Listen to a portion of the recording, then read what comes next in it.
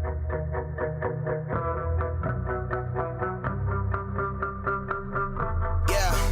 I got the plan, I got the fam, I got the keys, I get the work. I ain't the man, you know what I'm saying, so leave it to me, cause I get it first. Yeah, woo, I've been going all day, man. Same plan, can't change that. Till I'm riding around, whole squad sitting back, chilling in the Maybach. Yeah, only as deep as your roots go. I don't do corny like fructose. If you got the drama, that's word of my mama. I'll cover you up like a tombstone. I was fast in my past, now you see I'm the one. They say work, never work. If you work and it's fun, we on a winning team. On top where you find us, we can do anything. Non-stop till our time's up. We on a winning team. On top where you find us, we can do anything. Non-stop till our time's up. We can do, ayy, we coming up from the dirt, ayy. They tryna get us to fall, ayy. I don't even gotta flex now, boy. It's only win by the fault, ayy. Taking off with the ring, ain't nothing left, man. We the kings, ran with the team, ran with the dream, ran with the one fan in the seats, ayy. I pay my dues, check the receipt. Looking at you, you already peaked. Way back then. You can't follow with my tracks, man. I was fast in my past, now you see I'm the one. They say work, never work. If you work and it's fun, we on a winning team. On top where you find us, we can do anything. Non-stop till our time's up. We on a winning team. On top where you find us, we can do anything. Non-stop till our time's up. We on a winning team. On top where you find us, we can do anything. Non-stop till our time's up. We on a winning team. On top where you find us, we can do anything. Non-stop till our time's up.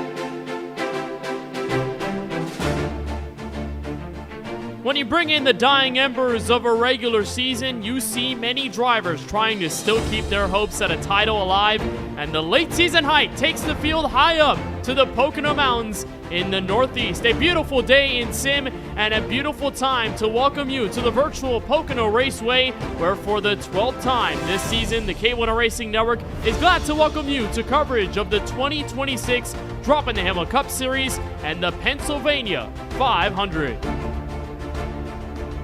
Welcome to the action on the KBueno Racing Network. We are so happy to have you join us as we get ready to go from Long Pond, Pennsylvania. We're here in the broadcast booth up in the Northeast virtual side. I am Kenneth Bueno. We are getting set for a bit of long season, grueling stretch of races where everything is all about trying to maximize the most points as possible. Lately, the story has been Cedric Hunter and the dominant forces of the season taking checkered flags. Still Brendan Banks at the top of it all. We'll get into all of the details as we go through this pre-race show. But of course, dwindling races left to go before this Droppin the Hammah Cup Series goes for chase time, and the 12 drivers who qualify make it over to gain as many points as possible and try and run at it for a Droppin the Hammah Cup Series title in Season 2. We're already in race 12, so we are well beyond the halfway mark of the 2026 regular season, and in a grueling stretch of very different tracks, many of them 2 miles and over. We were at Talladega on May 17th. Then the 2 weeks after that, we were at Michigan last Sunday.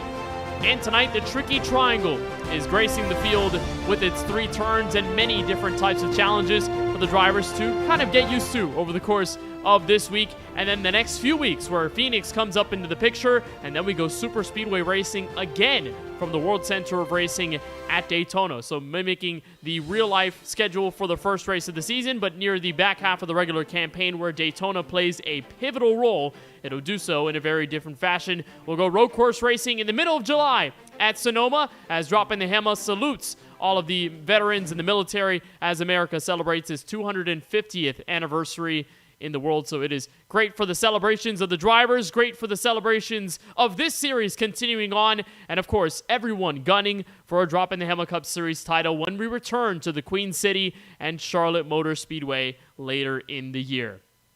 But first, to bring you all the context heading into tonight's race from the virtual Pocono Raceway, let's bring you the rewind. What happened the week before in the Irish Hills of Michigan? James Kunkel, with his very first career Droppin the Hammah Cup Series pole, led the field to the green flag, but it wouldn't take long before Cedric Hunter would take the lead. Taking it for the first few laps, Kunkel would return the favor, outside move in turn 4, and the SKM Ford Mustang's very strong start to this race. At least 3 cars took their chance at the front, Kevin Roy being the second, his Celsius Ford Mustang leading a few laps early on. But as soon as Kip Easley, the Chevrolet, trying to make a move for the lead, exit turn 4, bit of contact, and the first yellow would erupt at the exit of turn 4 with the leaders going sideways and around. Rather harmless spill for them, but for the most part, it would bring the field on pit road and it would shuffle the running order. While Roy would establish himself at the front of the field, a new challenger will emerge in the Interstate Battery Chevrolet of Steven Stepien. Led 66 laps combined at Michigan and Auto Club heading into that Michigan race last Sunday. He would take control of the front and dominate the back half of the race. Then Parker Bland with a whale of a save off turn 4, one of the few great saves we saw at Michigan. And then her teammate Warren Kyle Keith, well, not so lucky at the exit of turn 4, trying to gather the Ford Mustang, but spitting to the entry of the turn 4 grass, and did not bring out a yellow, so the field would stay under green. A later yellow would bring the field on pit road. Stepien would remain himself at the front of the field by a hefty margin before a huge crash would erupt off the final corner. That save from Parker Bland earlier, she could not save the car this time, catching a couple of other members with her, many of them teammates. Justin Erb picking up substantial front-end nose damage as a result of the crash, and then of course those 2 drivers would have to be on the back foot for the rest of the race. Stepien would maintain his play at the front of this field, and through the dirty air and with his teammate Stephen Harlow right behind him, it wouldn't take long for them to establish their dominance. But for Cedric Hunter, hungry as ever to get back to the front of the field, and then probably the save of the night at the exit of turn 2, gathering that Toyota Camry up in a great save off of the second corner, trying to regain momentum as he stepped back into the top 5. Stepien stayed up front with his teammate Harlow just playing some nice friendly defense right in the back foot. Those 2 would basically be the forces to watch for as the field entered green flag pit stops for the first and only time of the night. Cedric Hunter would follow suit in the rest of the top 5, leaving Jesse Whittington, the rookie in the Chevrolet, gunning for his first career victory to take the lead, but as soon as he's coming down pit road, crash right behind him. Justin Erb going sideways off of turn 4. Race admins let Jesse Whittington keep the lead, although he was initially penalized, and after officials reviewed that cause, they maintained Whittington's place at the front of the field. He would take the lead through the restart with 15 laps to go, but Cedric Hunter was right on his tail, and he would take the swing in turn 1. Heavy heave maker into the first corner, sending underneath the 94. He would take the lead and progressively never look back. Hunter in a form of 2 fresh Goodyear Eagles, the rest of them taking 4, and with Hunter on the move, being able to pull away to capture his 5th career, dropping the Hammah Cup Series win, and first at the 2-miler in the Brooklyn, Michigan landscape. A beautiful job by Hunter, 4th victory of the 2026 season, and now beating every other driver for the wins this season by a single competitor as he establishes himself as a force for the Droppin the Hammah Cup Series title later this year. So with that, we head into what is the points tally after Michigan International Speedway came about, and as we enter tonight's Pocono race with Brandon Banks still at the top of the board, his good finish at Michigan last Sunday puts him in a better spot above Jaden Porter, who did not make the race last Sunday and is presumably not going to make the race tonight, so a lot more points will be lost. But Cedric Hunter with a very big jump from 7th on the board to the top 5. So slowly but surely, Hunter is putting on that momentum to be one of those top 3 drivers in points. Still has the chance to do so with those few races left in the regular season. And then, of course, our eyes settle on that big green line for the chase at top 12. Kevin Roy now above by 27 points over Alex Muscarello, who's the first driver out in 13th. Remember, Jesse Whittington was on that bubble last week at Sunday at Michigan, but because he finished 2nd there in the Irish Hills on the 2-miler, he is now jumped up to 10th. So he has caught some breathing room. Stephen Harlow may be under fire as well. 34 points, though, from 15th to 12th. So there is still a possibility for points to swing around and a lot more discussion to be had about who will be in and which will be the first drivers that will see their chance at a Droppin the Hammah Cup Series championship this season go away in a matter of a blinking moment. Why don't we get the chance to talk to one of the drivers who has been on fire so far this season, and we're glad to be joined by the 45 and the driver behind it, Cedric Hunter, the winner last week at Michigan and trying to go back-to-back once again. Cedric, it has been a momentous season so far for you. Lots of these tracks, 2 miles and over. You were second fiddle here last season. You were 3rd at Michigan last season. Then you won this time around. What is it going to take to go back-to-back and stay victorious and get your first here at Pocono?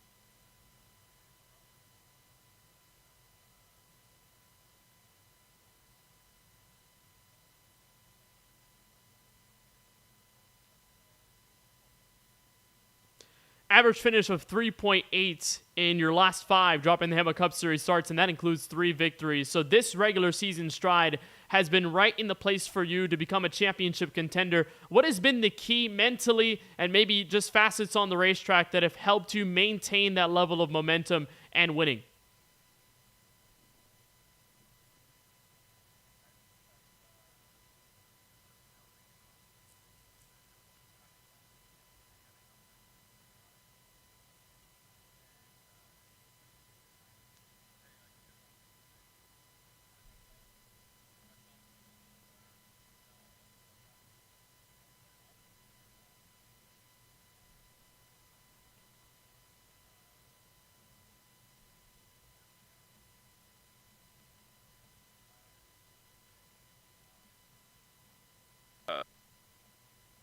It's really being I'm blanking on what I was trying to say. It's being exact, I guess, with your decisions and stuff like that, like following through with them, and obviously, hoping that it works out. But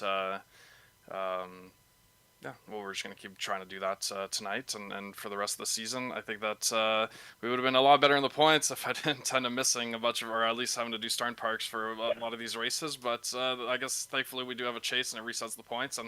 And fingers crossed, man, that we can go out and race for a championship. I think that we put ourselves in a good position throughout the regular season, but we got to just keep it going. Well, Cedric, we appreciate the time. It's been a successful campaign so far. We'll see what the rest of the regular season has in store for you. Best of luck tonight here in the Pennsylvania 500. Appreciate it, man. Hopefully I get to talk to you here in about an hour and a half.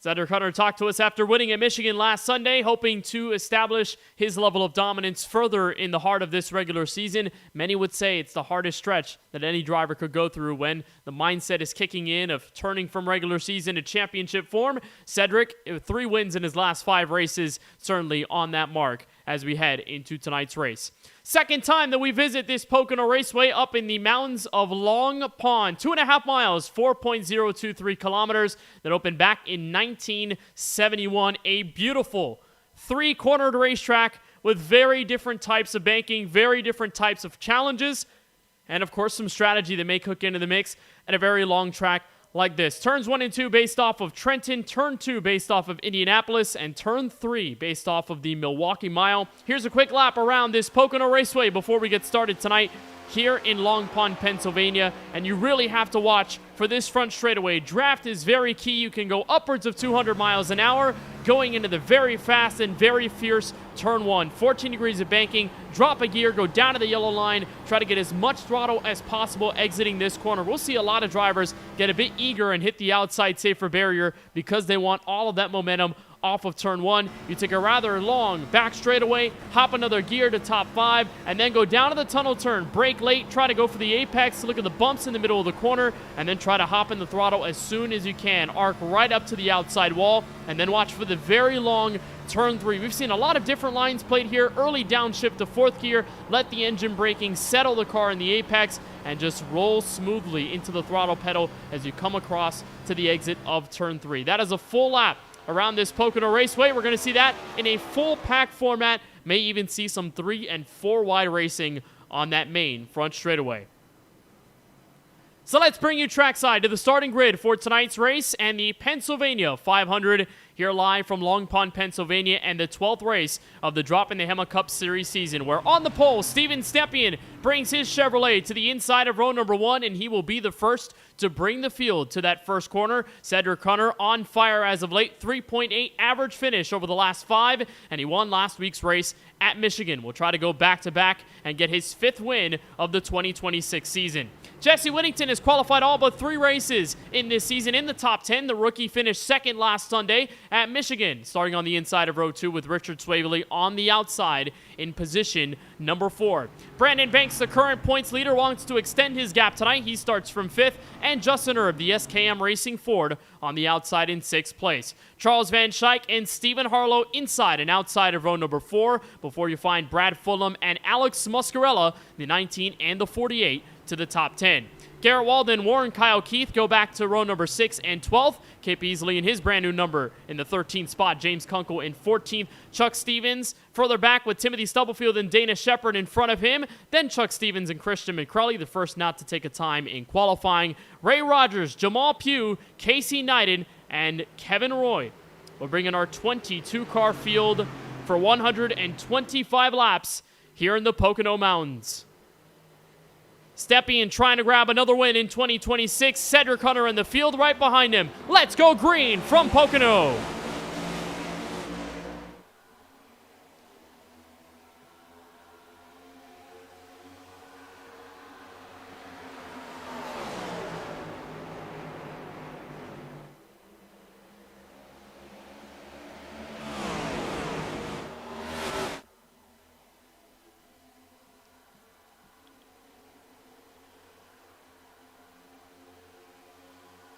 And leaving no stone unturned from last Sunday, Cedric Hunter, just like he did last week, back to the front.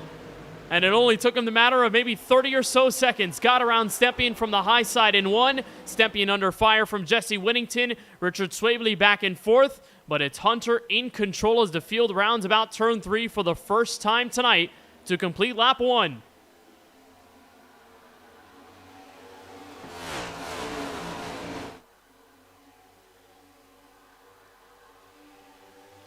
You see the long line of cars trailing all the way back to Brad Fulham. First proper battle for position all the way back in the top 13. As Jesse Whittington strikes a move underneath Steven Stepien, and it appears there's trouble for Cedric Hunter. Just blinked out in the middle of the race lead and now dropping through the field. So potential connection issues. He's back in the field now, but a rather large scare for the Canadian and the 4-time winner this season. That is not what you want to see on the opening lap of 125. For the car just blinks out of existence and finally came back in the server. So Hunter, after that scare, is back in it all and continues in the lead with Stepien right behind him. Was just about to call a change for the lead on lap number 2. Brandon Banks and Warren Kyle Keith do battle for the 7th position at the exit of turn 3. And we're going to see that a lot over the course of the race. The drafting, very pivotal, and making these moves for track position, especially in turn 1. But in turn 3, you'll see that track extend from the inside to the outside and have many different lines of use. Keith trying to make the bottom work on Banks, unsuccessful there, and the points leader will scurry away at the back half of the top 10.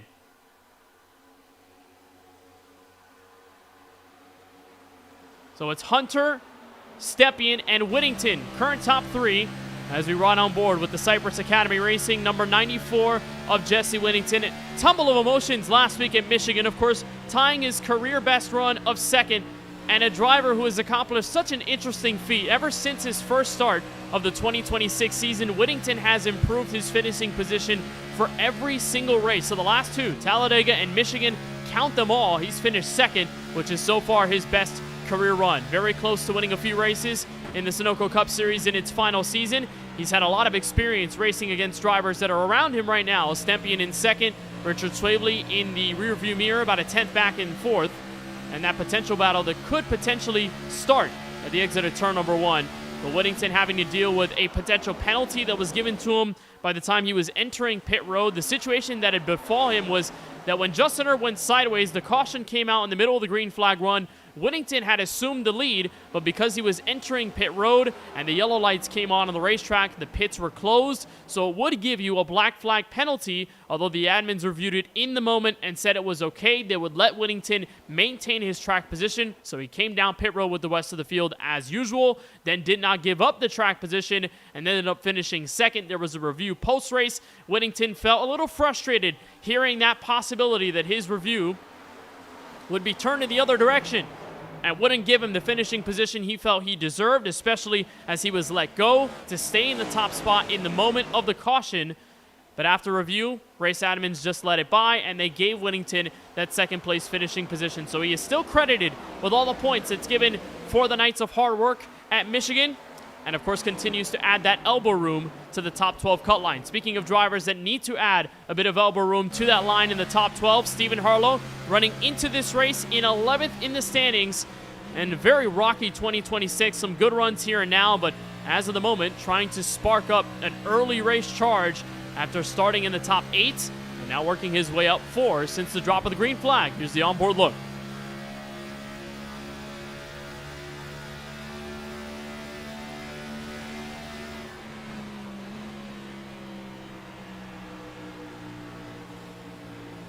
There's a look from Keith, diving on the bottom. Finally got around the 5 of Brandon Banks and just slithering underneath his teammate as the SKM Fords start to do battle at the exit of turn 1. We saw a lot of them leading laps last week at Michigan. Kevin Roy, Parker Bland, Justin Erb, you name it. The SKM Fords were on fire at Michigan. Lots of good track position to start. Seems like it's become a bit of a harder challenge for them to weave their way to the front of the field. 3 of them already in this group for the most part. You see 2 of them right now, Justin Erb in 11th, and James Kunkel, last week's pole sitter in that red, white, and blue Stars and Stripes progressive Ford Mustang, making the move on the inside of turn 3 and slithering around Erb, his teammate, as Brad Fulham settles in right behind. Some Fords and Chevrolets do battle. Still it is Cedric Hunter at the front of this field in the Pennsylvania 500.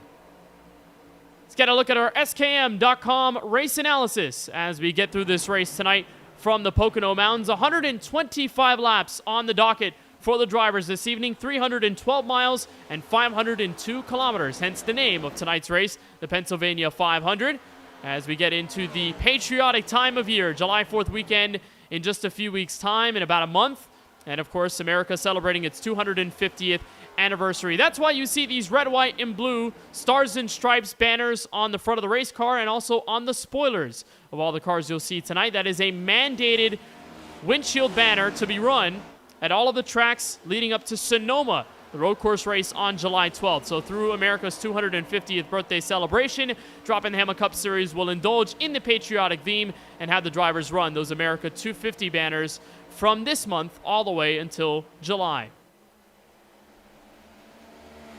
Here's Whittington potentially under fire, not from one, but two cars. We saw Keith get underneath Swavely, pulled away from him. And one thing we know about Warren Kyle Keith, he's always strong on the short runs, always ready to fire off at will in the first few laps and give the field his business whenever he can. He's known to run these cars tough, even when he races them out of the Goodyear Eagles and then he doesn't have any more grip by the end of a long green flag run. He likes the short run. He likes to pounce. And like Cedric Hunter said in our pre-race interview, track position is everything. So there may be a further incentive for a style like Keith to be rewarded early on here at Pocono, because if he doesn't gain the spots now, field will continue to separate, and there may be some concerns about gaining track position once this race continues in its full swing. SKM has a car on pit road. Justin Erb with some hard right front damage, taking the Husky Ford Mustang Dark Horse on the pit lane for the first time. It looks like an unscheduled stop on lap 9 for Justin Erb, and another car entering pit road as well. Timothy Stubblefield, Daytona winner from last season, has also found some concern right front damage on his Ford Mustang, so he's on pit road this time, and early concerns on lap 9.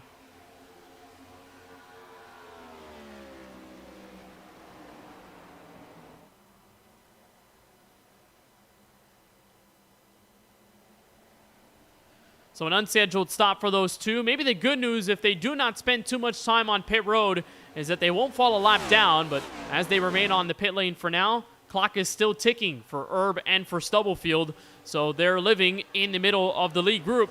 Will be short-lived. They'll be the first two a lap down, and we'll fight for the SKM Lucky Dog if we do end up with a yellow flag. So as this race continues through lap number 10, Hunter has already pulled away swimmingly to a 0.6 of a second advantage. Warren Kyle Keith has found his way around Stephen Harlow. The hard-charging 24 is up a few spots since the drop of the green and gets around the 6 machine as they go through this tunnel turn. And one thing we know about Pocono and its specific build of racetrack is because it's so large, because it has a lot of speed, and because it has a lot of these challenging corners, you'll see oftentimes these cars separate into very thin packs of machines. So as they do separate, race continues to run green if there are no mistakes from drivers on the track. And then we end up talking about the thing that didn't happen until the very end of the race 1 week ago at Michigan, the fuel strategy, and how that works out in the favor of some and how that will be at a deficit for others given how large this track is. And with this field running 110 power, obviously wasting a lot of fuel at the front of the field if you're Cedric Hunter, but if you're able to run green with the 100% fuel tanks that we have in these next-gen cars, looking at around 45 to 50 laps before eventually the field has to start thinking about coming down pit road, not only for the fuel, but of course what tires will be available for them. 6 extra sets that are for the drivers on pit road tonight. So there will be plethora of rubber that's available as soon as the drivers go in, and we'll have a chance to just figure out what their strategy is going to be. Of course, Cedric Hunter last week, the call was 2 fresh Goodyear Eagles on the late race restart, and it worked out in his favor. He was really the only car to take 2 fresh tires and be on his way to what was his 4th victory of the season and 5th in his Droppin' the Hammah Cup Series career. But this is the man that's trying to be the Hunter on Hunter. Steven Stepien led a bunch of laps at Michigan last week, led 66 combined at those 2 tracks. Last Sunday, entering the race, came out with a bunch of more laps added to his tally at those specific types of tracks. But Stepien, of course, trying to reach back to Droppin' the Hammah Cup Series victory lane. It's been a little bit of time since we've seen Stepien be victorious. You have to go back to Auto Club Speedway on April 12th to be able to find his last victory. So a near full 2 months since Stepien has reached victory circle. Of course, with Jaden Porter, that all-star race going through, Porter winning the duels then, and then Hunter winning Charlotte, and then coming away with the win at the virtual Michigan International Speedway last Sunday. Stepien hungry. He can reach back to victory lane in some very special colors.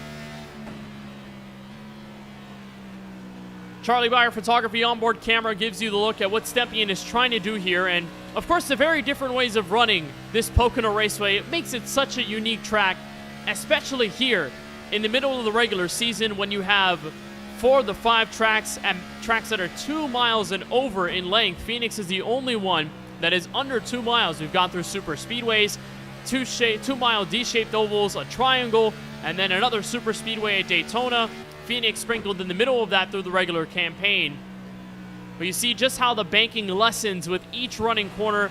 Very long turn 3. That's where the tire saving becomes an ultimate premium, and especially knowing 737 horsepower, as I should say, beneath the hood of these NASCAR next-gen cars. Still something that the field is trying to grasp, something that they have welcomed, and some cars going sideways as well at the exit of that final corner in turn 3.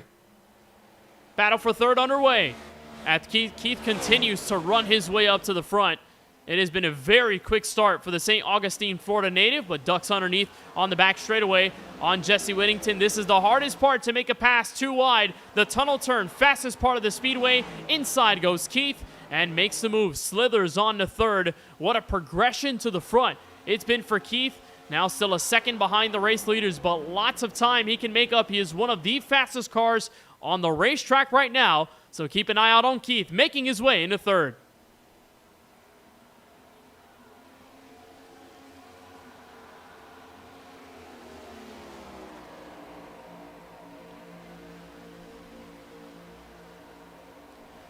Best career run of second over 2 races in his Droppin the Hammah Cup Series career. One of them coming this season at Texas, a race in which Cedric Hunter was able to emerge victorious. And at this 2.5-mile Pocono Raceway, Keith already making the quick work of some of his earliest competitors in the first 15 laps as we continue to run under the green flag. You see a lot of single file action. Of course, that is because of the higher horsepower output. The aerodynamics are very different, and the way that iRacing has changed the next-gen car, updating it to reflect how real life would treat these next-gen Chevrolets, Toyotas, and Fords, it is established more of a spread-out method of racing at tracks like Pocono. So before the draft was so strong with these next-gen cars, you would practically have a super speedway pack race at the front of the field, especially even through here on lap 16 when the tires are theoretically set to fall off in a manner where the field would separate, and they do just a little bit, but you can still have the top of the field under such tight constraints that they would just be all over each other running in the draft as if they were at Talladega or Daytona. But because of this new aerodynamic model on the next-gen cars, the dirty air is more prevalent, track position is harder to come by, and thus over the first 16, it's not a pack race, it's just merely a race for survival on the Goodyear Eagles. And one driver who's very much known for doing that quite well is the man you're watching right now, driver of the number 5 and current points leader in Brandon Banks. Captured a top 4 after starting 7th at Michigan last week, and coming back from his only finish this year outside of the top 10, a 15th place run at Talladega Superspeedway. Again, the impressiveness of the way he's been able to stay consistent and emerge as the points leader, although only having 1 win this season, has truly been remarkable to watch for the Myrtle Beach, South Carolina native. And it tosses back to what Hunter told us in our pre-race coverage earlier on tonight. As long as he doesn't miss races and end up in crashes in certain others, he could be a contentious force for the championship. Brandon just showing you don't need to win that many races to be the most dominant. You just have to finish well and keep all 4 tires underneath you. Of course, we were here at Pocono last season. Brandon Banks was one of those drivers in the Droppin the Hammah Cup Series to race that Pocono event, one that came down to the wire with Steven Maggio ending up taking the win, and Brandon Banks at that time being able to finish in the top 6 after rolling off from 21st. So it was a really big pickup through the field for Banks about a year ago here at this very same racetrack, and now just maintaining that level of consistency, running in the back half of the top 10 and running right behind that bright mellow yellow Ford Mustang of Richard Swavely.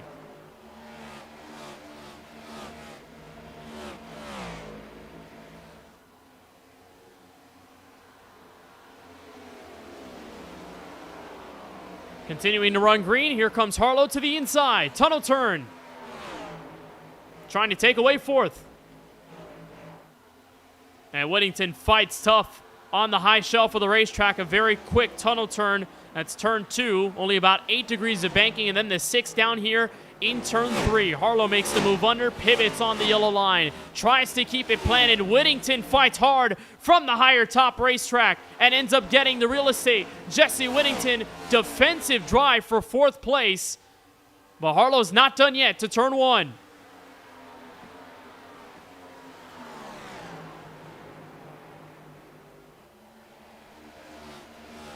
So we'll continue to watch this progressive battle for position inside the top 5 as Stepien watches in his rearview mirror and can see that bright red Ford Mustang of Warren Kyle Keith emerging in the foreground. One of the faster cars in this group, starting to bleed off a bit of time here as the run has fully established through lap number 19.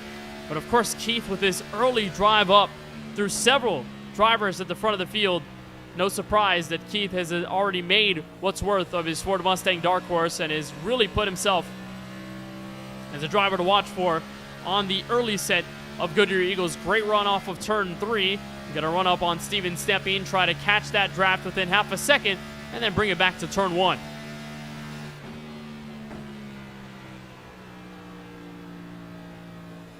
Hear those revs from Stepien's Chevrolet trying to duck into 4th gear as they come into turn 1 on the hard braking. You're reaching nearly 215 miles an hour entering turn 1, especially in the draft. How about a 3-way battle for the 17th spot on the racetrack? There's the Chevrolet leading the group. Cypress Academy Racing Machine of Charles Stevens leading a group of Kevin Roy and Dana Shepard. Ford and Chevrolet right behind him. Roy, one of the most veteran drivers in this Droppin the Hammah Cup Series field, going all the way back to the Simax Cup Series days of 2021 and beyond. Dana Shepard, one of the new rookies for the DEP Racing team, a group that has already found themselves with early success as they have joined the Droppin the Hammah Cup Series. Of course, Ethan Thompson getting his career best 2nd place run at Kansas not too long ago, and then Jamal Pugh tasting victory in his number 10 machine and getting that first career win for DEP Racing in this league back at Talladega in mid-May. Shepard running right behind in the draft. Roy runs right behind Stevens, nose to tails. They enter back to turn 1, but so far no proper moves from any of these cars as the run has fully gone into the heart of it all. Here comes Christian McCrelly. Didn't take a time in qualifying, but still going underneath Garrett Walden. And Justin Erb, we saw that unscheduled pit stop. So he and Timothy Stubblefield fell multiple laps down. Erb is now 4 laps behind the leaders. So assuming nobody else goes a lap down and we end up with a yellow flag, Erb would pick up the SKM Lucky Dog. As for Stubblefield, his Ford Mustang Dark Horse has been pulled behind the wall. So the first DNF of the night will go to Timothy Stubblefield on lap 21.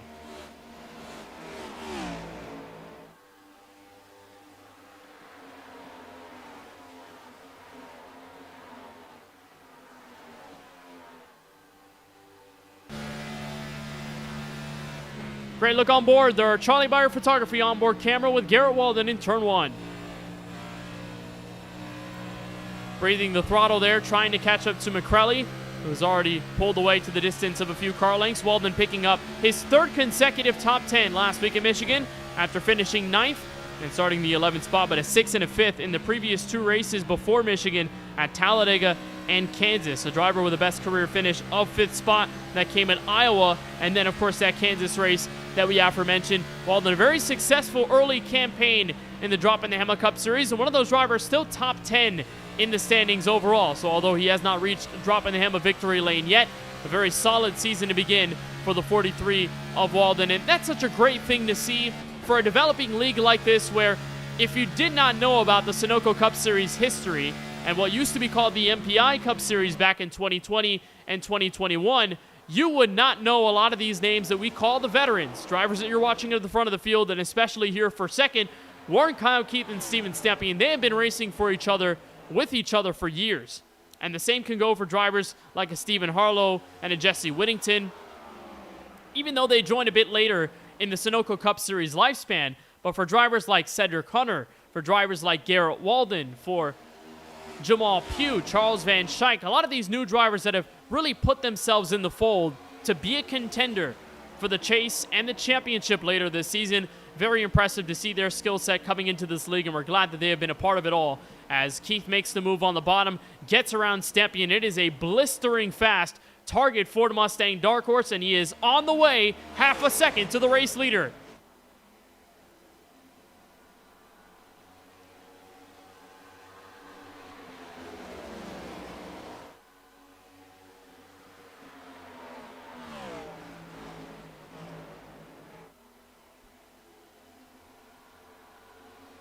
And what a drive it has been for Keith over these last few laps, just hustling through the different lines to try and find any leg up on the competition. He has worked his way up to a race-high second, and now within half a second of that race leader. The two colorful cars, hard to miss here, Pocono.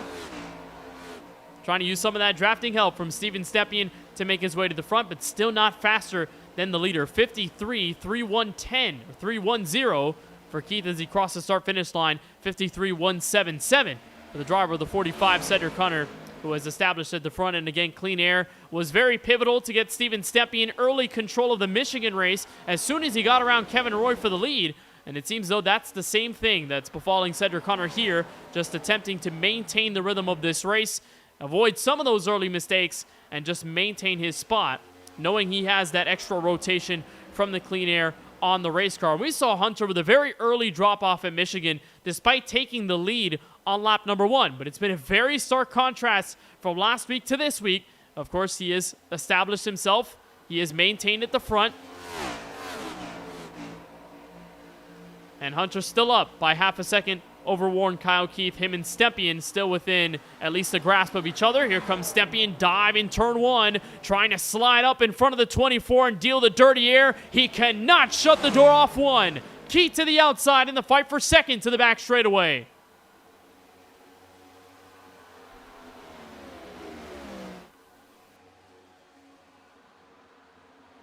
Got to take a run from Keith, settling the outside. Nothing that Stepien can do. You'll have to hit the reset button and try again. And he's got Whittington on his tail, trying to make use of any mistakes from either one of these two cars and try and get back into second place.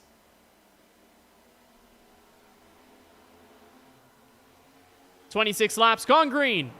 Here from the virtual Pocono Raceway. Glad that you're with us on the KBueno Racing Network for the Pennsylvania 500.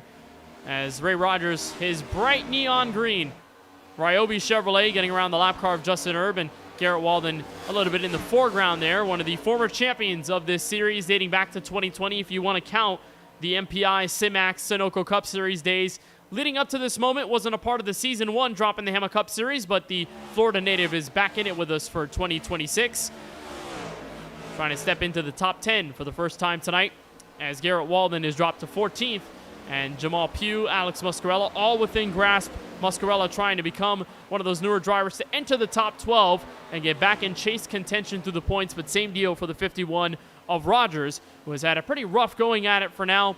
But as we run green, a chance for them to learn a lot about these NASCAR next-gen cars and just maintain what could be a solid run. Or if they're having a poor night, try to fix what's going on and pick up the pieces to have a better second run. Oh, hard hit to the outside wall. That was Chuck Stevens, his number 84, having a whack at the outside safer barrier there in turn 3. Something we haven't seen too much of over the course of this race, given how fast a lot of the drivers run, and with the dirty air amplified with the next-gen cars, you think a lot more drivers will be hitting that outside safer barrier, but just has not been the case so far. Well, it looks like we're going to see some there in turn 1. Alex Muscarella getting into the wall in that battle for 16th. With Chuck Stevens in his 84 machine. So things relatively calm at the front of this field. It is still Hunter, Keith, Stepien, Whittington, and Harlow, the current running top 5. In our first battle for position on the racetrack, there is the bright blue GOAT Racing diecast number 23 of Charles Van Schaik, one of the few rookies in the 2026 season, trying to work on Richard Swavely in the mellow yellow Ford Mustang. Prancing horses dance into turn 1. And Van Schaik has to just maintain pressure. Find the 32. Hopefully he can cough up a mistake and get Van Schaik by. Great run off of turn 1. And we'll have a chance to breathe down the back straightaway and get a run into turn 2.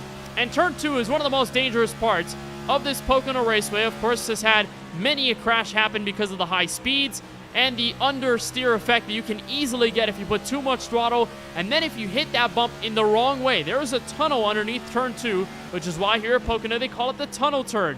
Because if you hit it the wrong way, you feel the bump in all of its gruesomeness, and you could end up with oscillation under the race car. And we know one thing, fundamental rule about these next-gen machines, they do not like to bounce around. Downforce goes away in an instant from the top to the bottom of the car, and you end up with a machine that is basically on the verge of taking you for a passenger ride. So as you do hit that bump at the bottom, of turn 2. Have to be very careful. Whoa, running wide. Richard Swabley, turn 1. Inside goes Van Schaik. Door open and door closed for 7th.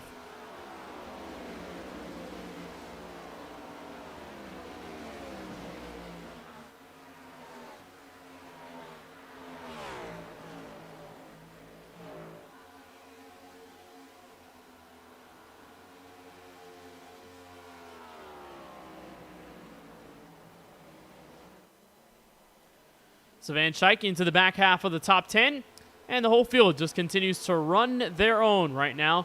Been a very stable race here from the Pocono Mountains, and we saw a bit of that early green flag running at Michigan last Sunday. Of course, we ended up with the first caution coming out in a tangle between the leaders of James Kunkel and Kip Easley at the exit of turn 4. But right now, just has not been the case. No one has been able to match the speed outright of Cedric Hunter, who told us his qualifying effort was good. It was a step in the right direction to go 2 in a row to put a good qualifying time on the board. Hunter immediately taking the lead from the outside of row 1 and has since led 100% of the running laps tonight, all of which have been under the green flag.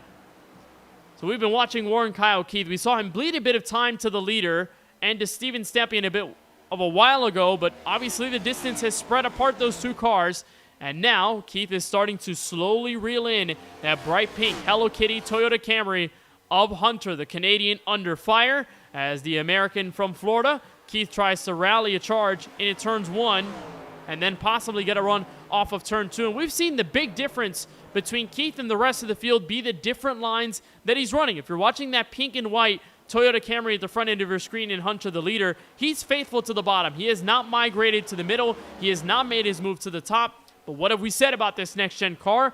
All about the clean air. And if you can gather clean air from just being up front, or if you can get it through different lanes on the racetrack, then you can find your way with a very early advantage. And usually we do not see Keith this fast on the long run, but he has really dialed this Ford Mustang in. The prancing horse is making his move slowly but surely within at least half a second of the race leader back to the start-finish line.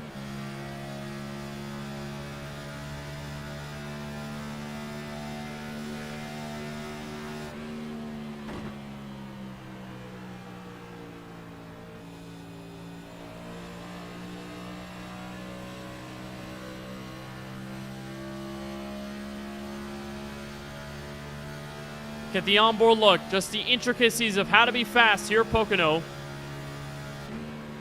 And what Keith is trying to do differently to just gain a slight advantage, one that is working so far in the favor of him.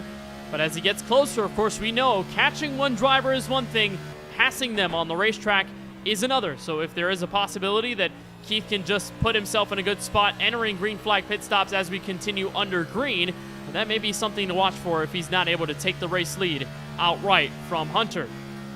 So already some calls, different track position changes, and drivers on pit road. Here comes Harlow, Stepien, the teammates are in. Jesse Whittington led them through from the top 5, and it looks like early calls for the leaders at lap 34. Christian McCrelly not too far behind either.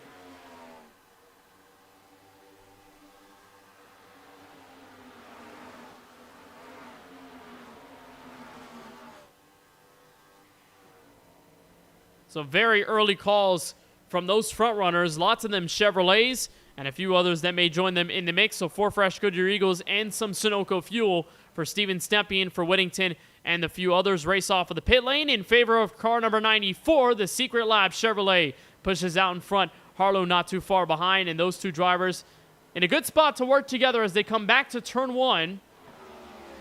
But of course we ask when the calling card is for the rest of the field as they come in. Points leader Brandon Banks has decided his time is now to visit pit road on lap 35.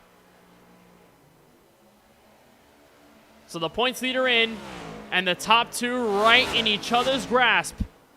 Keith has built up a run. He's within a car length or 2 off of turn 1 and trying to look for the lead in the next few laps.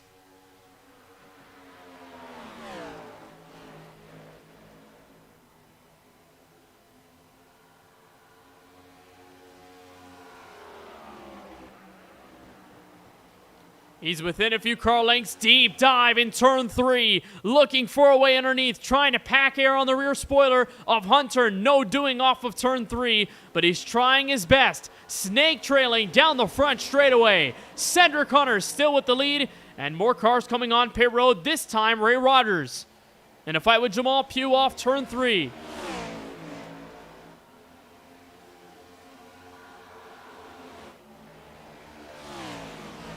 Hunter maintaining defense. And Warren having to try again as they peek onto green flag strategy. Rather early calls for the Droppin the Hammah teammates for Stempian and Harlow to come in at a moment's notice. Jesse Whittington leading them on through. Christian McCrelly also came down for some service as well. So maybe a matter of time if Keith burns up his tires trying to get to the race leader. If there may end up being a call for either one of those cars, Toyota and Ford. Here comes Hunter, low arc in turn 3, so he will be in this time by giving up the lead. First lap lead of the night for the St. Augustine, Florida native of Warren Kyle Keith as Cedric Hunter comes in on lap 36.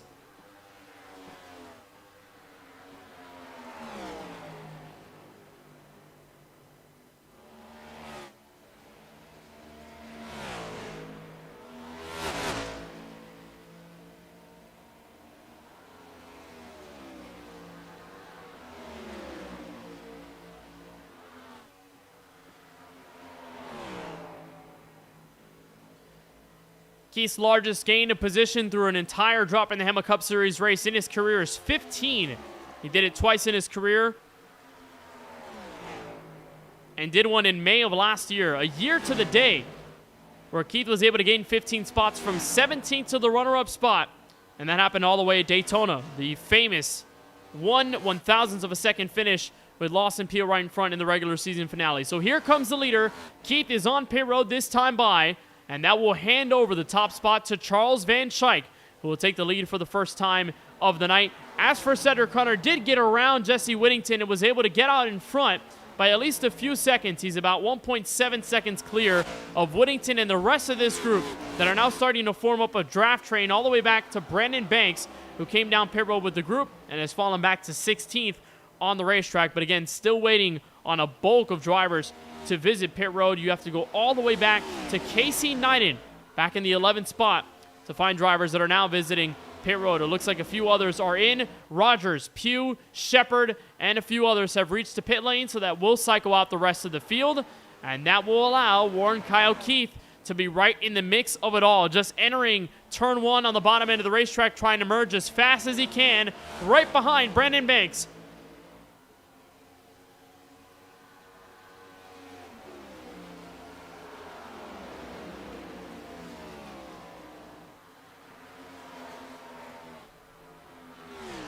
So remember, Warren is going to be on the freshest set of tires of the field, but it's not going to be by much, only going to be by at least a lap. There's Van Schaik overshooting his pit stall. Alex Muscarella will in turn take the lead and not leave only 3 or 4 cars that have yet to come in on the pit lane, and it's Cedric Hunter clearing away the top driver right now. A chance to save some Goodyear Eagles as we continue on in tonight's race from Pocono.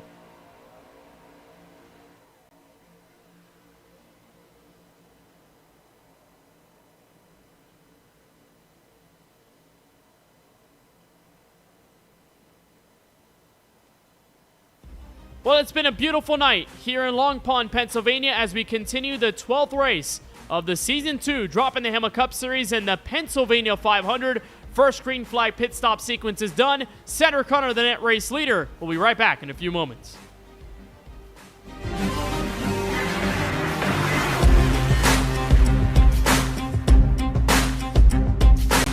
Baby hits 88 miles per hour.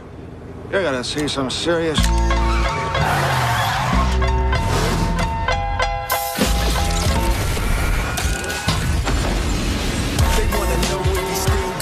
They say rap's king, they wanna know how I feel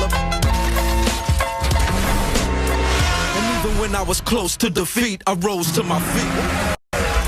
Taking my time to perfect the beat, and I still rise up in the streets.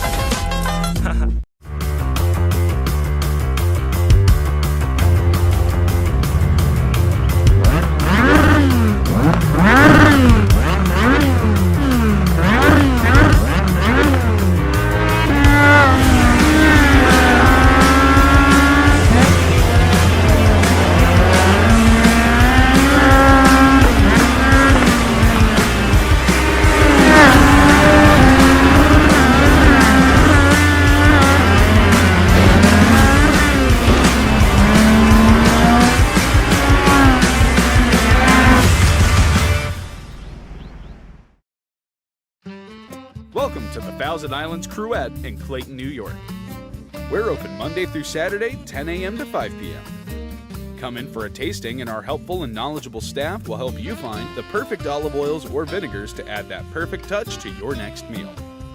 We have monthly specials and sales, as well as new pairings and recipes, so there's always something new to try when you visit.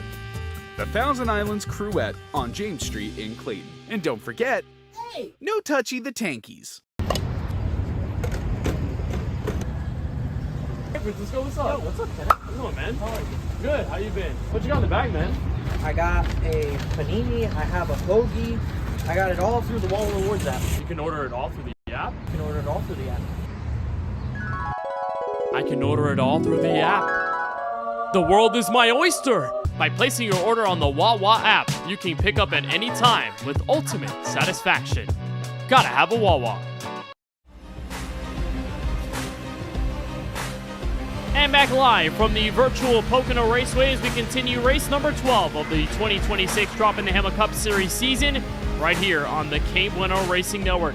Kenneth Bueno with you as we continue our coverage past our first stretch of green flag pit stops, and Cedric Hunter has officially cycled out to the race lead, but you watch the race for second place where Jesse Whittington has maintained a gap on Steven Stempien to the tune of 0.8 of a second, while the duel ensues right behind in the rearview mirror. Stephen Harlow playing defense on not only Warren Kyle Keith, but the current points leader in Brandon Banks. Again, we mentioned the impressive stat for Whittington entering tonight's race, has gained track position and has been on the positive route ever since his first start this year.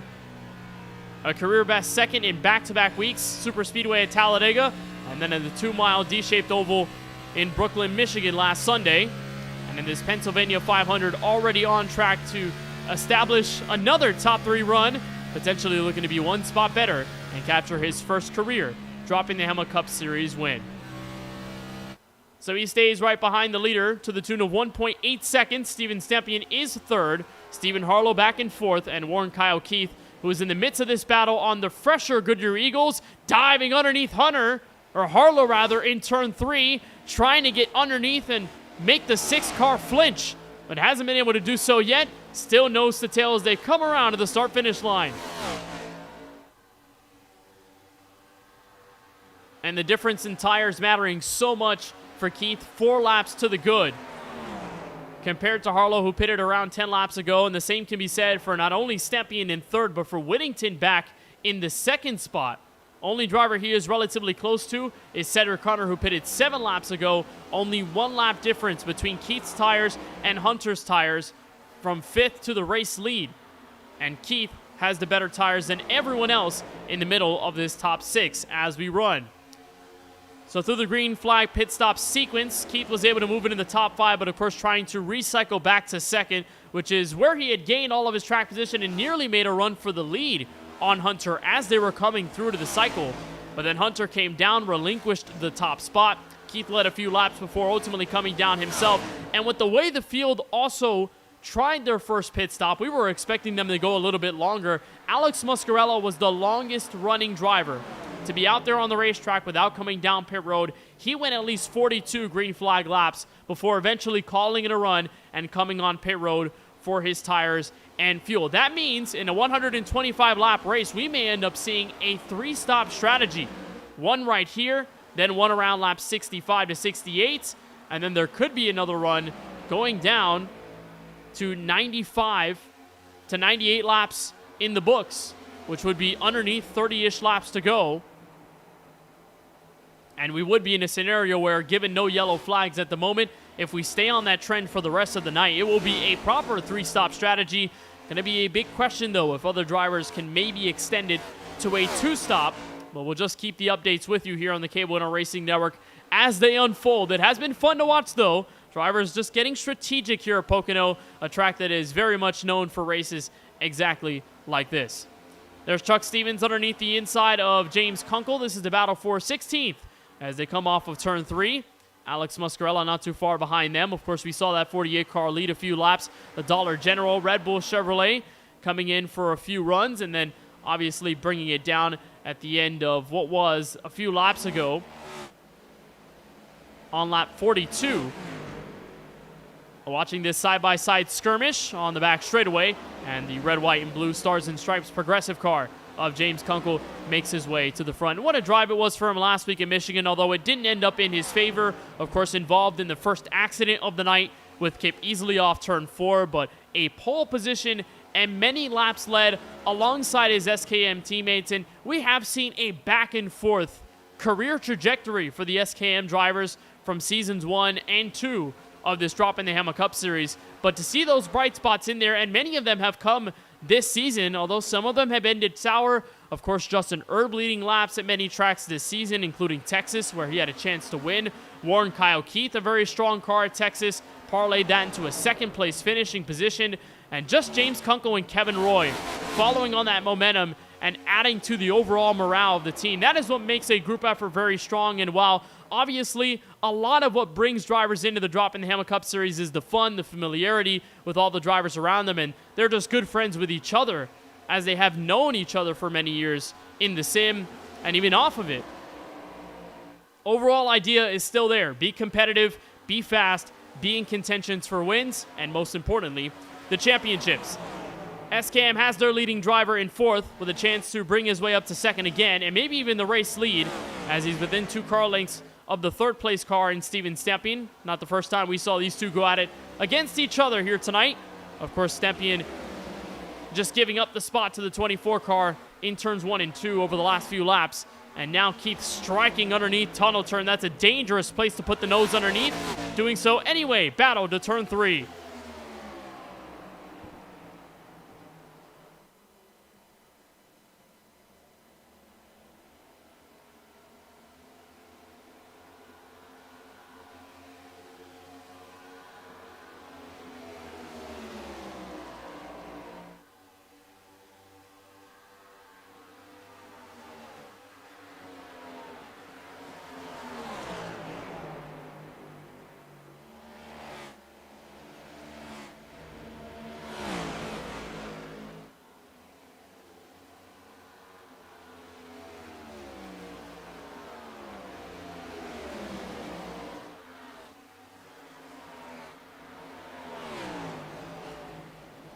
Keith gets around Stempien, makes his way to 3rd. And Harlow, the teammate, not too far behind. So the fresh tires finally kicking in for the Florida driver, who will try to chase down the current race leader in Cedric Hunter. Has not been defeated yet, has led basically every single lap under green without the cycle in play. And the Canadian looking for win number 5 of the season and career win number 6, and especially to go back-to-back. What a moment that would be for Hunter if he's able to accomplish that task as we slowly approach the halfway mark here from Long Pond, Pennsylvania, and this Pennsylvania 500.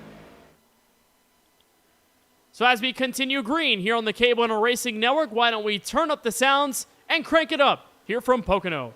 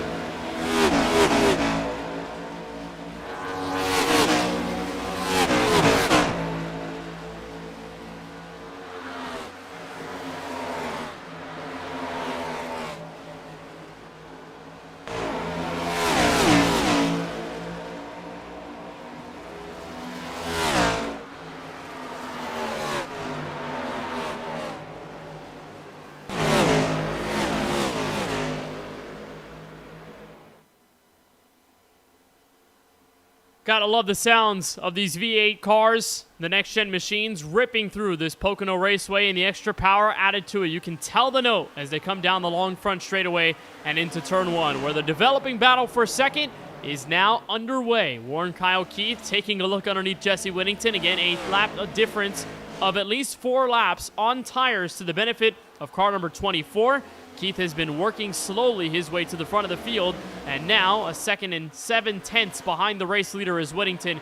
Keith is going to try and strike on his next victim, charge on before he can eventually try and work on Hunter for the lead, who has been the most dominant car of the night, has led 100 laps in the last 3, dropping the Hammah Cup Series races.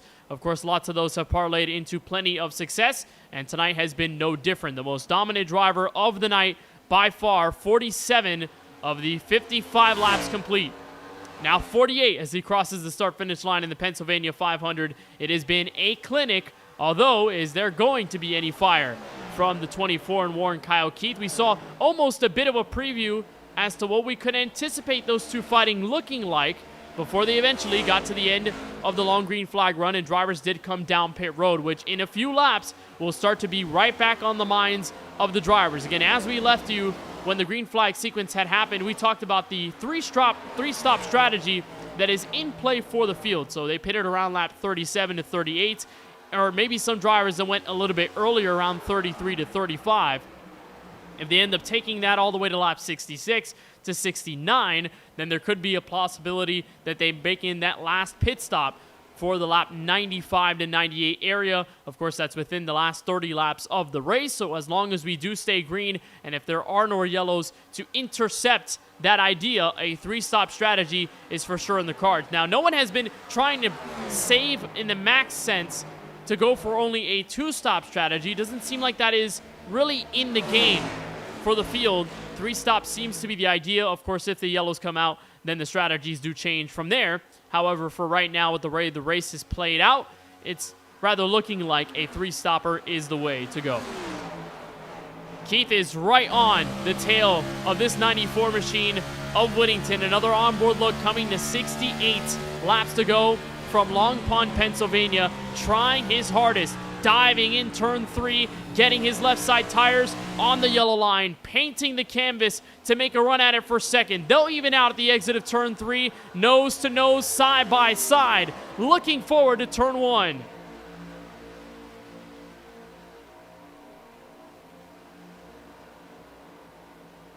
And there he goes, taking ascend in 1. That is all it took.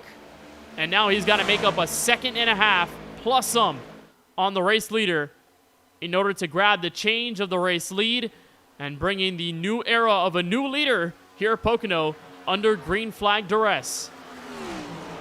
So it's Hunter at the front, Keith running second, Whittington still up in the top 3.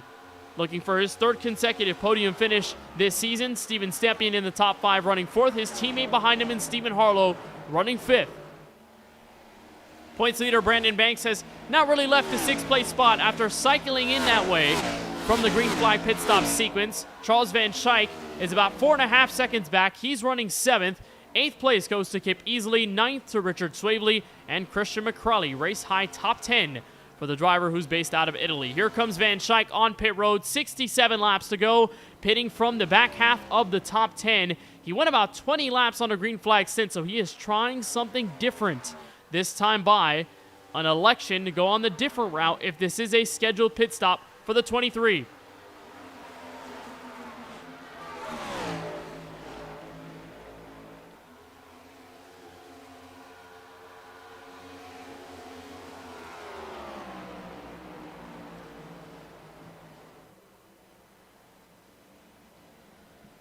So Van Schaik is in. He will give up a few laps. Again, Justin Erb is still within the range to be the SKM lucky dog.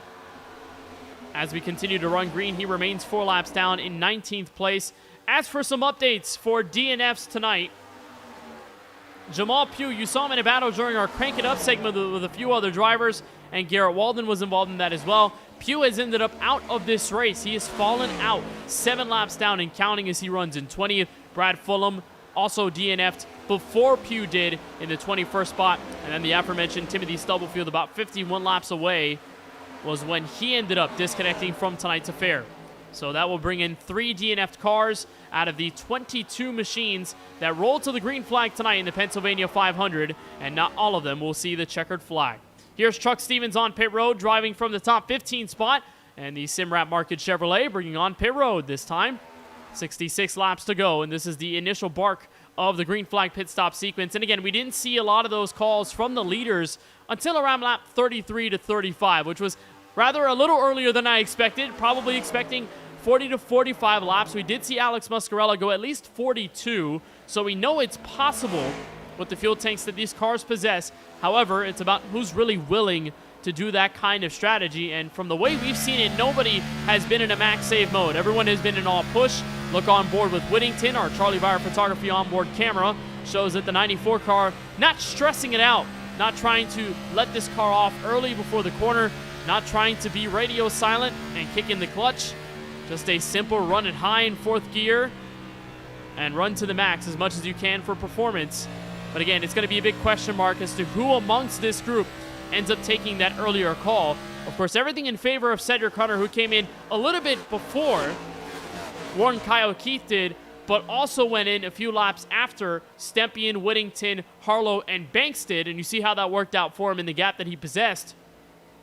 So if he's able to do that, there could definitely be a possibility the overcut all the way might be the best strategy. Maybe the overcut by a lap or two could be the best way to go about it, just because of those fresh tires that you end up grabbing later in the run. And here at Pocono, the tires mean everything alongside the track position. And again, one thing that makes this Pocono Raceway through strategy very different than other tracks that we see on the schedule, have very good examples of mile and a halves whenever the pit road strategy comes into play. How that becomes an issue, or it can become just a regular sequence. If you master your pit stop from entry to exit, you get the tires that you need, you get the fuel that you need, and you're off and away without any black flag penalties.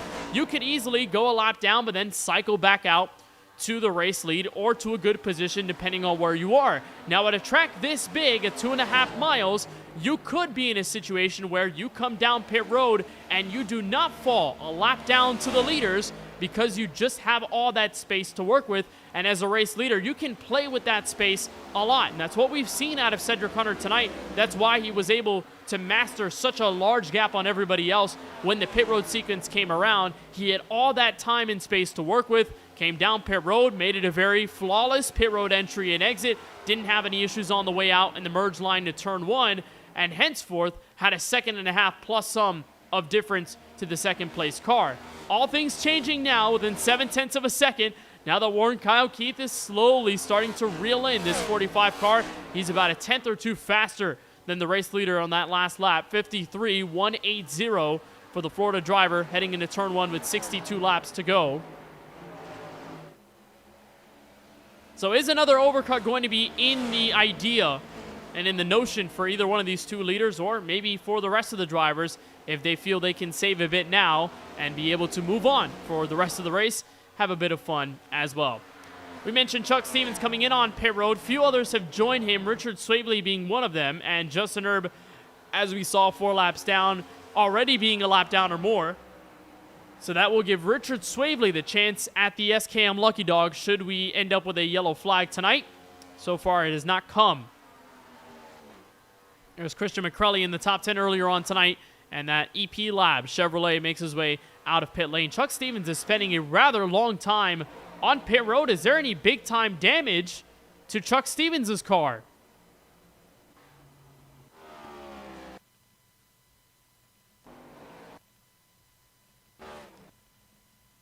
Not sure if there was any damage to the driver of the 84, but here's a look in turn 1.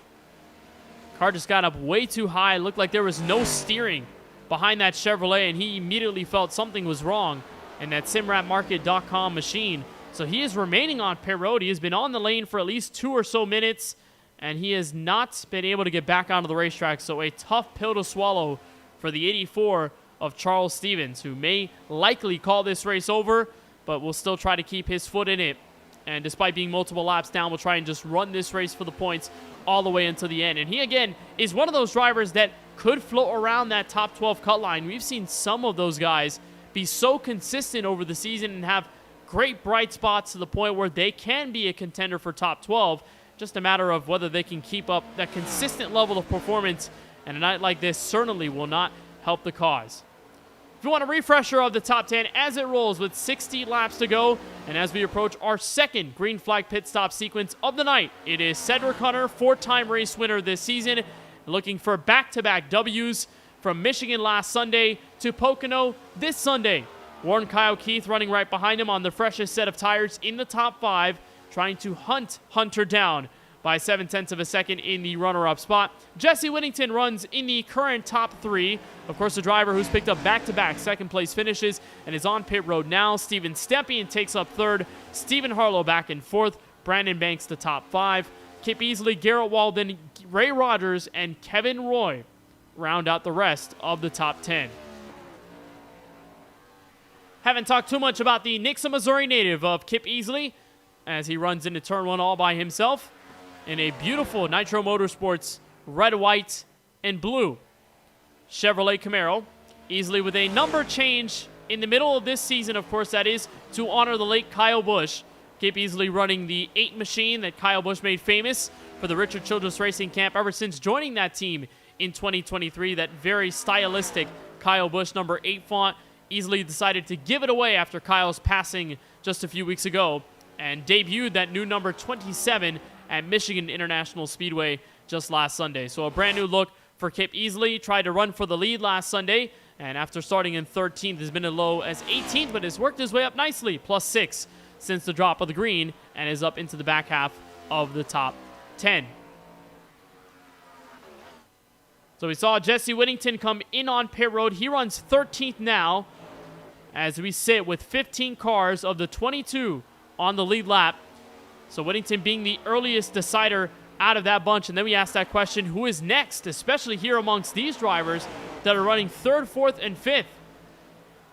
If Stepien, Harlow, and Banks can make a collective call to come down pit road, will that play any factor on Hunter and Keith and how they eventually roll out their strategies with 58 laps to go? You could get to a marker where if you run it just a little bit longer, chances are you can make it to the end, but it is going to be a far cry to the checkered flag. Here comes Brandon Banks, points leader. The Valvoline Chevrolet is in this time, and most importantly, he is in by himself. No one else will join the Drinkin' Bros Racing Chevrolet, and so now it's up to the rest of the top 5 to decide their fate and whether they really do want that overcut strategy. And if you're in the mind of Cedric Hunter and Warren Kyle Keith now, answer probably is overcut this as long as you physically can. Maybe keep an eye out for when the calls for pit road are happening behind you, and then come in about a lap or so later. Just try and add a VREF to that point and be able to make a challenge on the freshest tires for that next run that could eventually take the field to their final green flag pit stop affair of the night. And out of turn 3, no calls from either of the 2 leaders. Keith feathering the throttle there off the final corner as he's within 0.6 of a second. But neither are there calls. Oh, no, there are. Here comes Stepien hard on the brakes, locking up the rear tires and the front 2 Goodyear Eagles, bringing in his teammate Harlow with him from the top 5.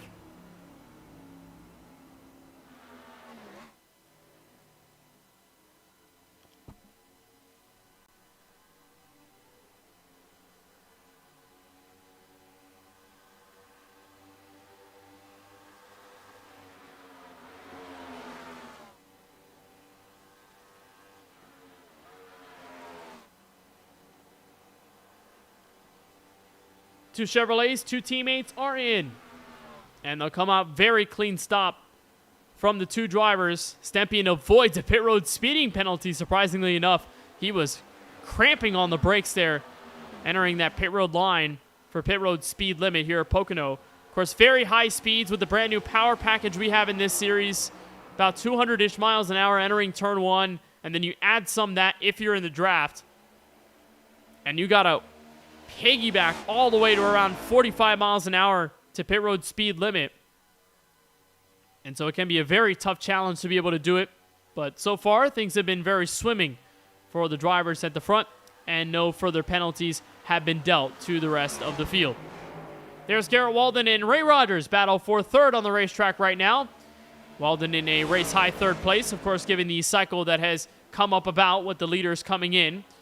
Hunter and Keith remain their placements on the racetrack in the top 2, but they are 20 seconds clear of everyone else behind them. So there is a lot of time to play with and plenty of elbow room from Keith on back to Walden. And of course, still at least one pit stop to go if you are any one of these cars. So you think to yourself, is there the possibility that these drivers with the overcut they set up on the first green flag stretch could be enough to bring them to the last pit stop of the night with enough margin to be able to make that checkered flag? Of course, you do have to keep in mind, if there are yellow flags, overtime could be the equation here at Pocono. So at a track this big at 2.5 miles, you waste a lot of fuel under yellow, more than you would under the caution flag at almost every other track we visit this season, intermediate, shorts, and maybe a few other tracks in between that.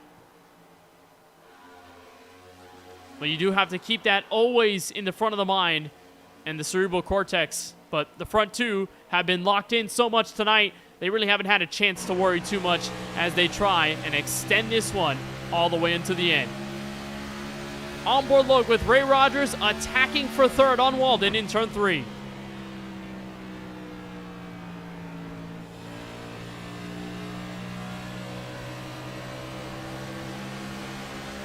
Big run off 3, missile launch off the final corner and on the straightaway. The bright green Ryobi Chevrolet. Potential help down the straightaway all by himself, working underneath for a race-high third for Rogers.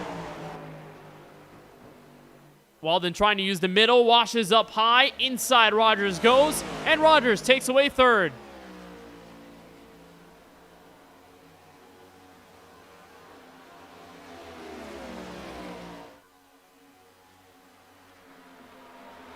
So Rogers in a great car tonight and working all the way through, ends up in third, and here come the leaders, Hunter and Keith at the same time. Well, this is going to be fun to watch. Who's able to play the cards right? Do you take 4? Do you take 2? And how efficient can you be in that braking marker to the pit box? Hunter is in. Keith follows suit. Ray Rogers in turn will take the race lead. And it's all about who can win this race. Potential net race lead consequences on the line between the Ford and the Toyota. Out goes Keith, but a great pit stop by Cedric Hunter gets him out in front.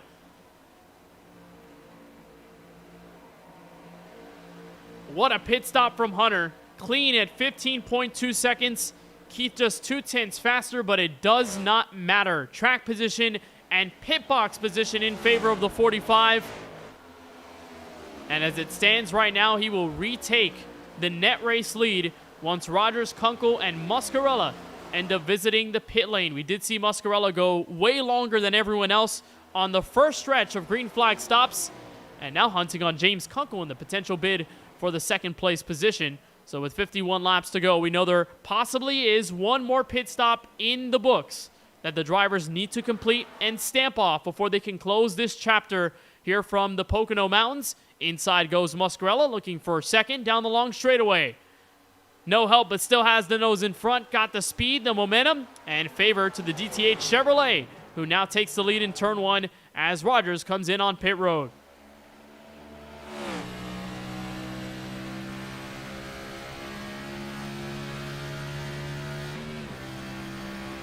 And Muscarella needing a good run tonight to be able to stay in the hunt for the chase for the Cup in 2026. And what started off as a pretty rocky 2026 year, despite having qualifying in the top 10 in the first race and then on pole for the March 1st race at Las Vegas, both of those tracks ended with 20th place finishes. But over the last 4, only one top 10 and at least 3 top 15 runs. James Kunkel comes in, but listen to the 48 car in turn 1.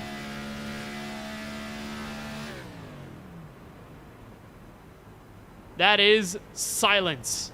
Saving fuel for Muscarella as he tries to push this one until the end. Again, he ran 41 laps on a saving strategy. If he can make it to a possible number inside at least 42 to 43 laps to go, he could be able to make it on just one more stop. Oh, a car to the inside wall. Kip easily around. First caution flies at the exit of turn 2. And it's Kip Easley with hard left front damage in the inside wall.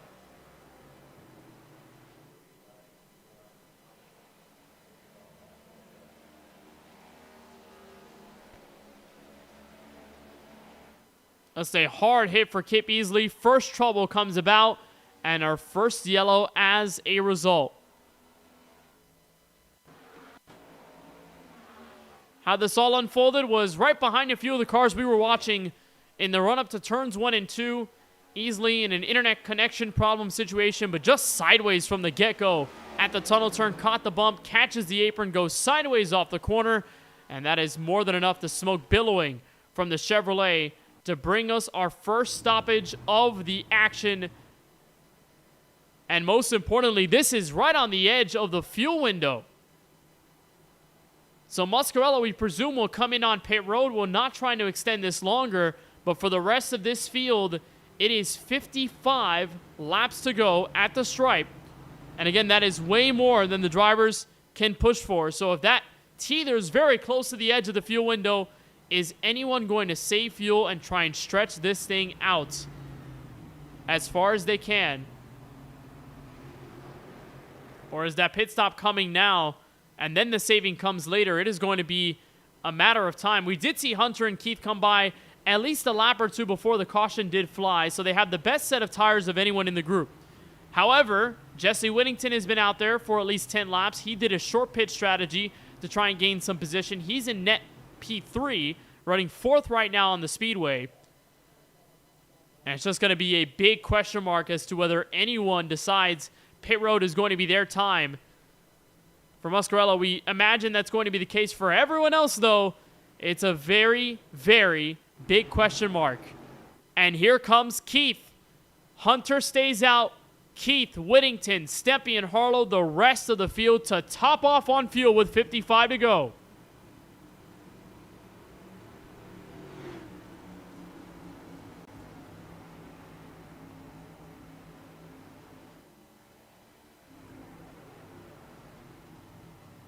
There's Harlow in on his box, trying to make sure he establishes a solid pit stop.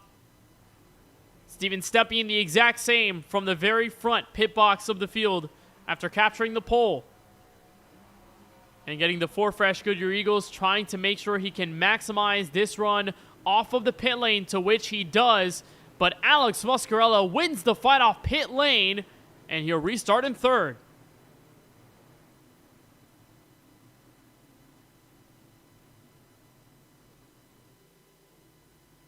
So Cedric stays out, and the rest of the field behind comes in. James Kunkel also electing to stay out a little longer on the speedway. And this will change everything. First yellow flag of the night, coming within the final 55 laps of tonight's affair in the Pennsylvania 500. Let's get a word with Alex Muscarella, currently running in 3rd. Alex, you got a copy? I got you guys. All right, Alex. Well, this has been a very topsy-turvy race. You did the overcut strategy the first time around. You do it saving fuel here the second time around, and you come in on pit road with everyone else. You've got good track position. What's the plan here with under 55 to go, knowing it's really close to that fuel window, if not just out of reach? Oh, I know for a fact no one's making it on fuel, and it'd be a competitive run. I was saving fuel the whole run, both those runs to do what I just did. I'm a little sick to my stomach. I was going to make it to lap 86 there and easily one stop it to the end, and then I was going to be able to go pretty hard. I think I lost too much ground. I was probably going to get a good finish out of it. Wasn't going to have anything for Cedric, but here, I'm just going to go for it, honestly. I just got to go try to get the lead and control the race at this point.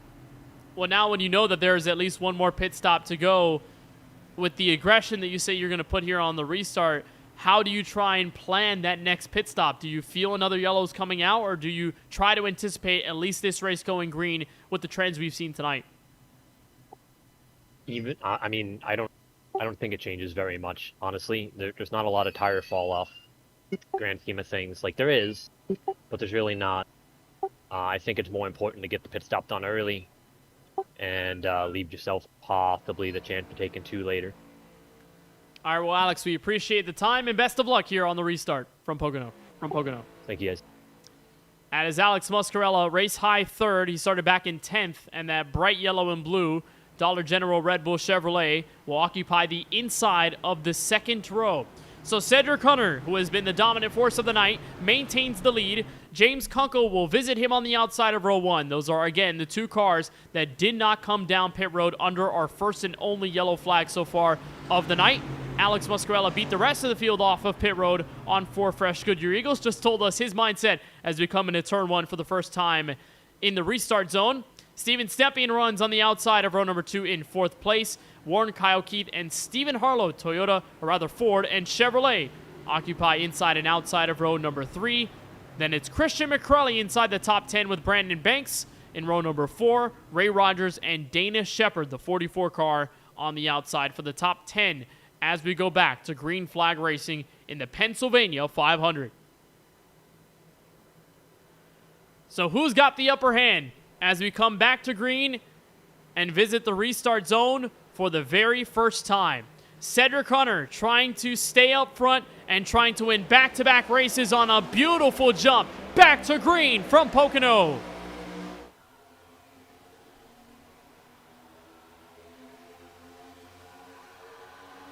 Fanning out, 2, nearly 3 wide. Muscarella pushing underneath James Kunkel, sends him up the racetrack, 3 wide in the middle of the top 5. That's Warren Kyle Keith trying a move. Look at the push on the straightaway. Stepien gets the progressive machine back to second. Hunter's in clean air, more than a half second clear of the rest of the field. And coming to 45 laps to go, Harlow and Muscarella, the teammates, go at it for 4th. And Stepien ends up stealing 3rd in the mess.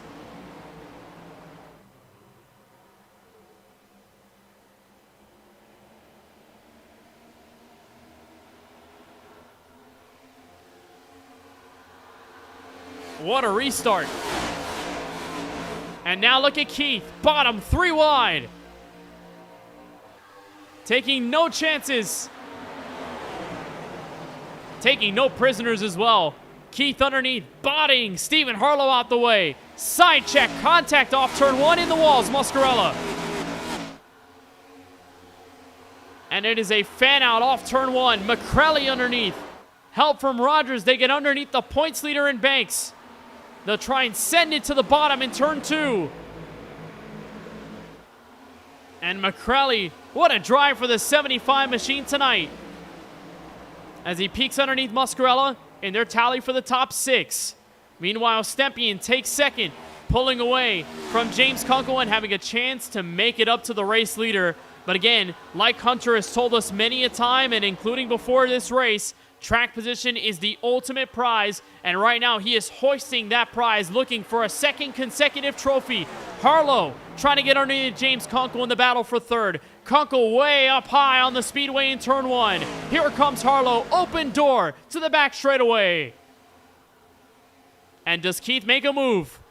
Answer for now is no. Stay tucked in line, peeking underneath. Now he wants more to the tunnel turn, trying to fake Harlow too high up on the racetrack. It gets the arc too high to the outside wall, but Keith cannot make a move. Muscarella 3 wide. Contact to turn 3. Will there be contact? Keith breaks on through. What a battle through the top 6. And Keith's drive on fresh tires is starting to become under pressure. Here comes McCrelly. McCrelly backs out before they get to turn 1. And with 43 laps to go, again, they know they cannot make it to the end on fuel. But trying to do it themselves. Oh, car in the wall. Stephen Harlow. Cars go underneath. Harlow in trouble. And the rest of the field blows on by. Harlow had gotten too tight in the middle of turn 1, went up the racetrack and up the hill, and everyone made the move to the bottom of the racetrack. And Harlow was spared any extra damage to his Chevrolet, but the damage will be done to his dignity, falling all the way back to 9th in that one exchange off the first corner. And not sure if there was contact, if anyone else had touched him entering the corner going up the speedway, but through that banking, Harlow could not catch that car. He maintains position for now, but it has bled significantly, and he's going to do damage control from here on out. There's the gap from the top 3, about a second beyond. Warren Kyle Keith is Steven Stepien, and about 8/10 beyond Stepien is the current race leader in Cedric Hunter. Unstoppable force, and perhaps an unmovable object in Cedric Hunter that these two have to get around now as Muscarella tallies the inside on James Kunkel through the tunnel turn. Run for fourth.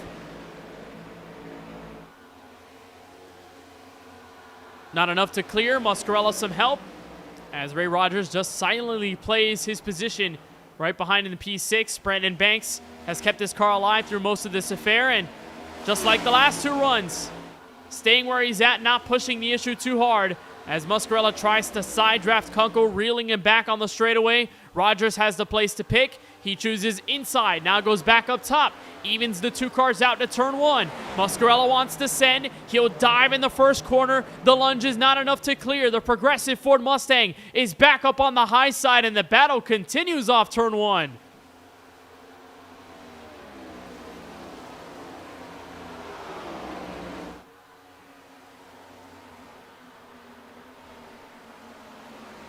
And Muscarella finally squeezes on by. Could not get up to the top three, but at least the top four will suffice for now. Coming to 40 laps to go, James Kunkel wants another shot at regaining the position. He'll dive on the bottom, trying to find another look, but Muscarella still able to clear as they come off of turn three. So again, we know this is not the last time we will see this field try to cycle itself out. We have seen multiple times through the green flag strategy just how different an overcut versus undercut strategy has played out in this evening's race. And now you really put in the challenge bigger than them all tonight.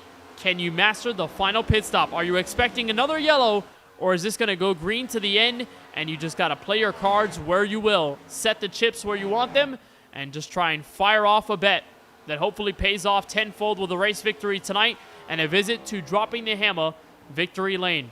Your top two are drivers who have won races before in their Droppin' the Hammah Cup Series career, Hunter being the most successful one of them all this season with 4. And Steven Stepien this season having visited victory lane most recently in mid-April at the Virtual Auto Club Speedway looking for a trifecta in 2026. But Keith, Muscarella, and Rogers, the rest of the top 5, have not tasted victory in their Droppin' the Hammah Cup Series career dating back to 2025. But for Keith, this is one of his strongest chances yet, ever since Texas and Fort Worth all those months ago, where Hunter ended up victorious on a 2-tire call in a late race restart fashion. And with 39 laps to go, is there anything that Keith can do to try and separate from the rest of the field and win?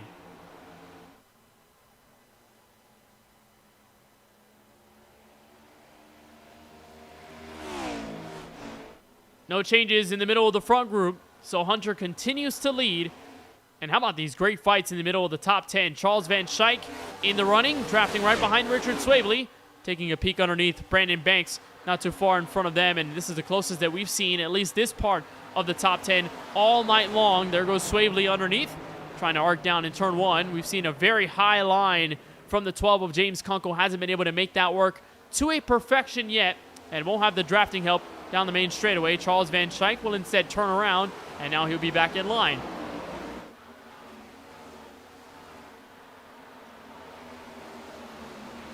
Two SKM teammates going at it for position. That's for 7th place. And Kunkel right in his spot to just maintain his pressure at the front. Now Van Schaik is in the mix. He'll pick the hole in the wall, come to the outside lane in turn 3. And it's all 3 Ford Mustangs going at it for battle. Brandon Banks pulling away. The Valvoline machine will try and catch up to the Ryobi Chevrolet of Ray Rogers and the fellow teammate of Alex Muscarella for the Droppin' the Hammah race team. Swavely gets past. Van Schaik makes his way on through. And Van Schaik back into the top 10 in the 8th place position. Brand new colors on behalf of the 23. Of course, trying to maintain that pressure in the top 12 and be one of those points drivers that moves on in the chase and be one of the few rookie drivers that ends up moving on for a chance at the championship later this season. Again, a very stark contrast to what we did last season in DTH Cup action. No more playoffs. We are reflecting what the NASCAR Cup Series is doing these days. So we're back in the chase format, and so there could be a lot of fun associated with pointing your way to a championship. 3 wide between the Mustangs entering the final quarter. Swavely backs out. Van Scheidt through the middle. Van Scheidt cuts on through, but Kunkel is not giving it up. Van Scheidt has to wave away, and he gives up a spot. And now all of a sudden, here comes Jesse Whittington. Peek to the inside, crossover through the needle in turn 1.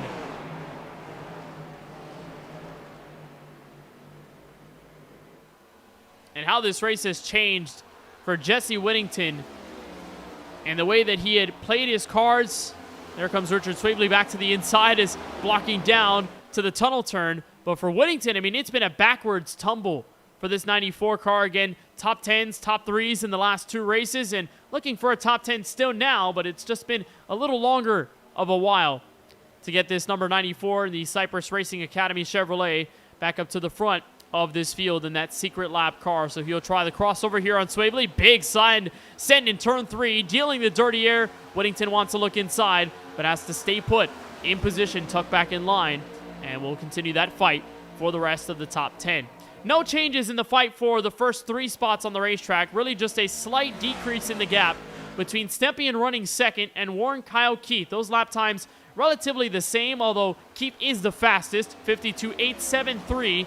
Last time they crossed the start-finish line. Here were 35 laps to go. But again, you do think to yourself, if you are going for that last pit stop and you are thinking that there are no yellows going to come out for the rest of this race, when do you come in? How late do you want to push a cycle out to the rest of this race, just because of how close that window was? And of course, you do open up the possibility for drivers at the back who are saving fuel to be able to move on through. What a save from Warren Kyle Keith, able to hang on to the race car, pushing the issue off turn 3, and you lose all that time. Hit the reset button and try again. We do have a taker on pit road. It is Alex Muscarella. So the driver who was third on the restart ends up deciding 34 laps to go is his calling card for the tires, and most importantly, the fuel that gets him to lap 125.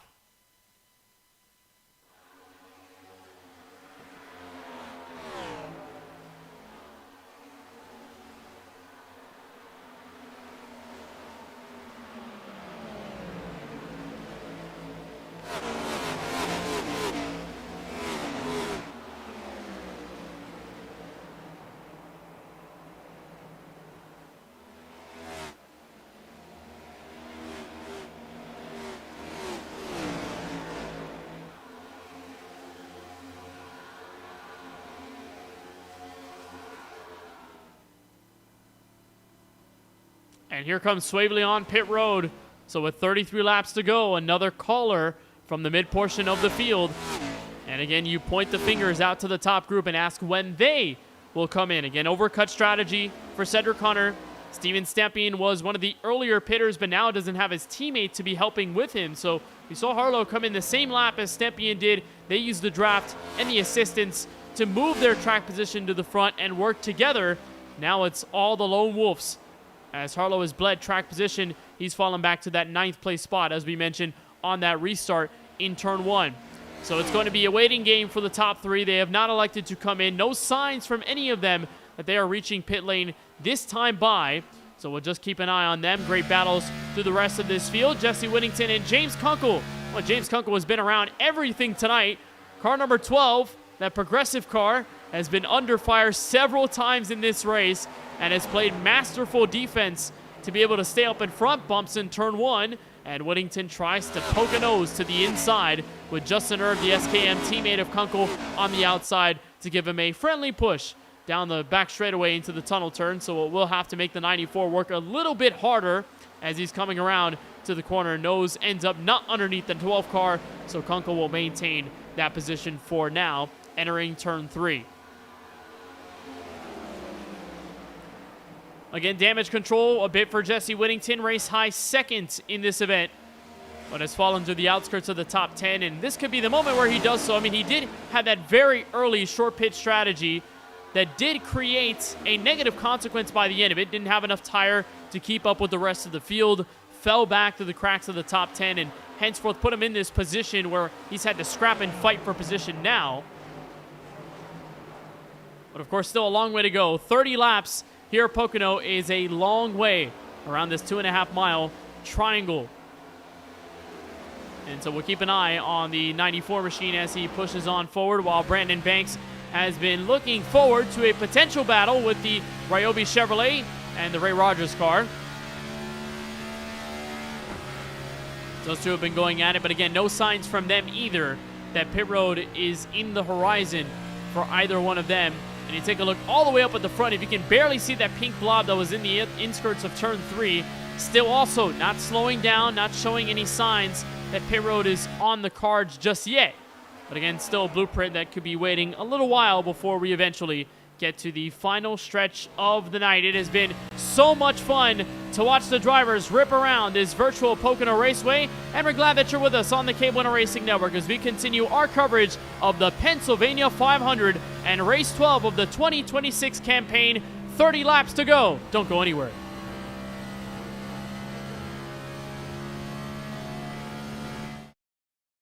Racing isn't easy, but experiencing it is. iRacing puts you in the driver's seat with the industry's leading sim racing game. Drive on laser scan replicas of the greatest racing circuits from around the world. Go head to head against other drivers chosen by skill-based matchmaking to ensure competitive racing at every level. Compete across all your favorite series in officially licensed cars engineered to deliver the most accurate driving experience possible.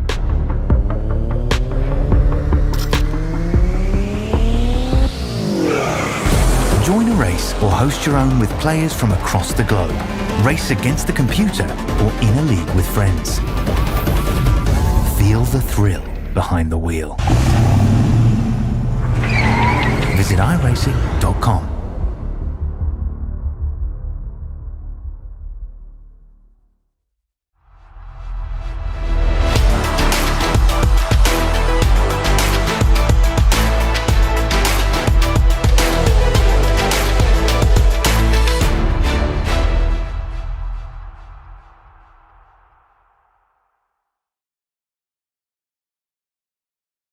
These Pop-Tarts are tasty. Maybe Pop-Tarts do belong on the tailgate table.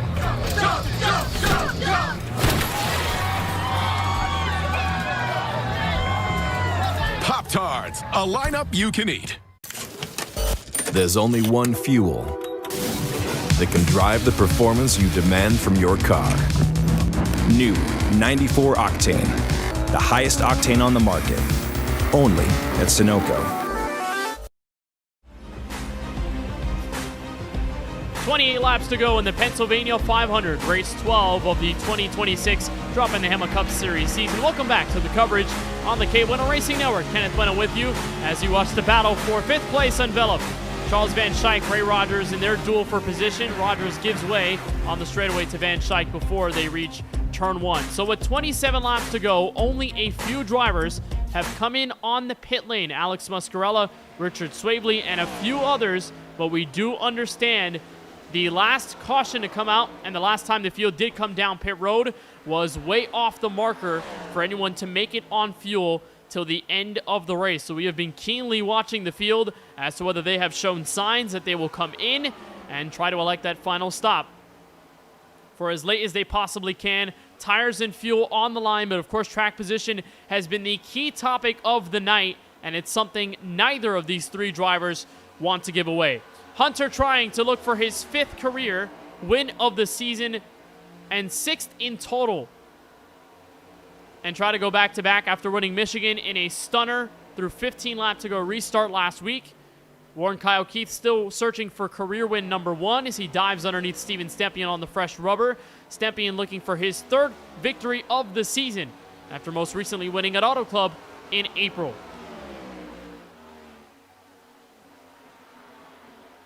That is what's on the line for the drivers in the top 3. They have pulled away to the tune of nearly 5 seconds to Charles Van Schaik in that battle with Rogers in what is for 4th place and what will be the best running position we've seen that 23 car in all race long, barring the pit road strategy calls that we have also seen just cycle the field naturally through it all. Under our break, you saw Christian McCrelly make a visit on pit road as well, so he will elect that final pit stop to be now. He is all the way back in position number 16, and there are a few more drivers that are in. That does include Garrett Walden and the 23 of Charles Van Schaik. So these two cars cannot comfortably make it to the checkered flag.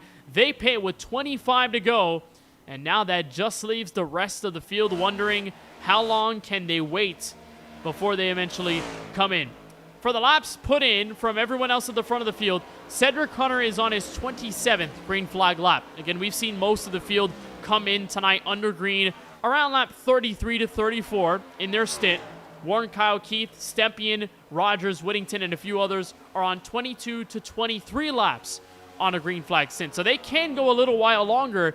It's just that question of how long do you want to wait before the eventual cycle and the idea of drivers saving fuel into the end until that possibility just becomes too overwhelming to the point where you just want to get that pit stop done here and now so that you don't have to worry about it for later. But now that they know a caution may not come out to save their situation, they just have to worry about what they can do in the best of their abilities. And the top three leaders are within a full second on the racetrack, with half a second separating Keith and Hunter in the battle for the lead. We did see this prior to the first green flag pit stop sequence when Hunter was the first to call, but that was well after the 88 of Stempien and his teammate Harlow had made their decision to come in. So is there a different ploy for car number 88, or does anyone else see themselves pitting at a different marker than the rest of this field? Onboard look with Warren Kyle Keith shows no takers around him and no taking himself, as it's a 10-spot gain since the drop of the green flag. But the driver who spends his time off the sim as a discount tire employee. And a beautiful Target Ford Mustang Dark Horse this evening. And a very fast car as well. One of the best on the long runs. And now Hunter has a challenge on his own hands for the first time tonight. Lap traffic is in the cards. Keith cannot run the bottom. That's where Kevin Roy's running in the tunnel turn. Hunter uses the Ford Mustang as a pick and now can squeeze around Christian McCrelly, trying to put another car lap down and some more buffer between himself and Warren Kyle Keith, who still hasn't been able to get around this 22 Ford Mustang, and now just possibly putting up the pass here off turn 3. Hunter gets around. Hunter looking under McCrelly as they go to turn 1 with 22 laps to go.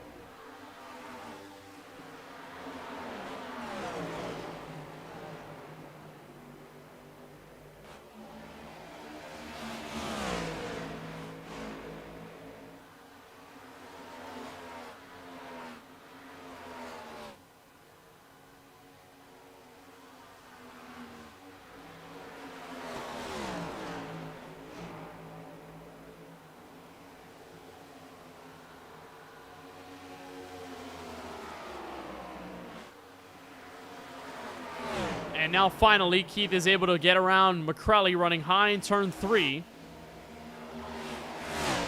Those two cars will engage in a bit of a battle. Oh, McCrelly hit the outside wall, but got a run on Keith. So more distance now between Hunter and the 24 car as they come back around to turn 1. So at the moment, that leaves 16 cars on the lead lap. Now make that 13 cars as the field has cycled through on timing and scoring. So only 13 machines that are on this lead lap. And if we do get a yellow, Christian McCrelly is in current holding of the SKM Lucky Dog. So there is still hope for the 75 if we do get another break in the action tonight.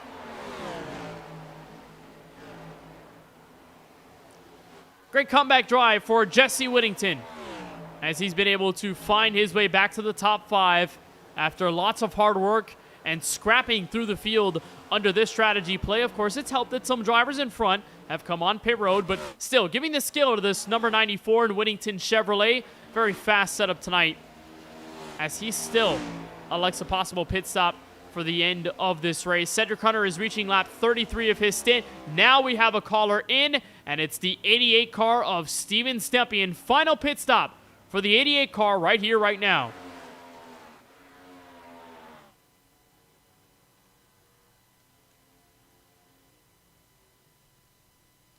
So the final 20 laps bring this 88 DTH Chevrolet in. honoring the heroes on his matte black Chevrolet Camaro.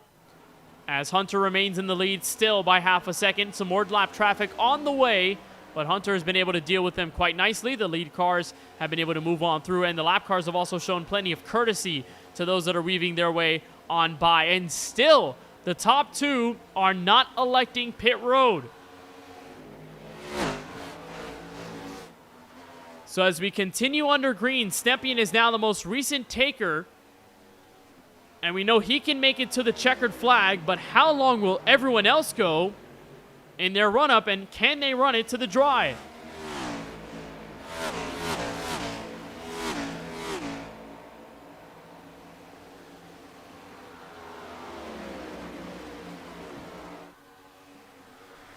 But now there surely is going to be a battle for the lead. On tap, it is going to be absolute cinema with strategy and overall track position in the stakes. Keith has been all over this 45 throughout the night. The one thing he hasn't been able to do, pass him on overall race pace. Does that change? 18 laps to go here from the Pocono Mountains. Inching closer is Keith, looking for draft to turn one. Not going to get there for a move quite yet, but he is setting it up. He is getting there. Faster car that time around by nearly a full tenth of a second, and is by a full tenth of a second. 52.814 compared to Hunter's 52.960. There is a fast Ford Mustang on the way for the lead.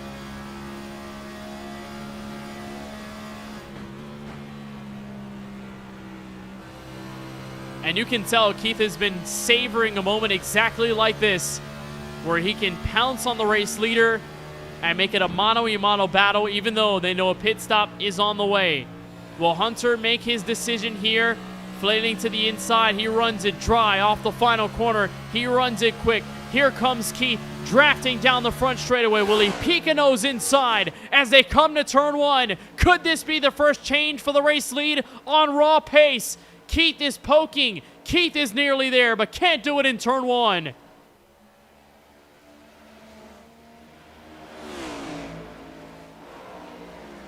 He's had a fast car and another quick lap time by almost 2 full tenths of a second.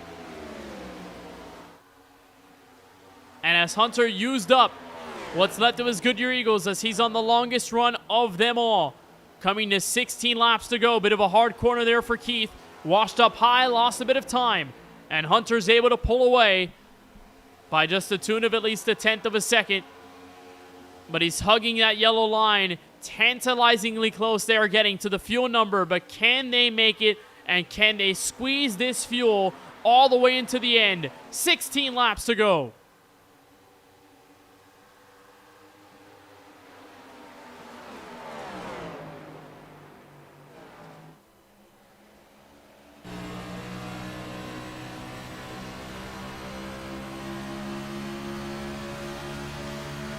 Here's the onboard look from Hunter. Lap car James Kunkel moves out of the way, giving respect to the fight for the lead.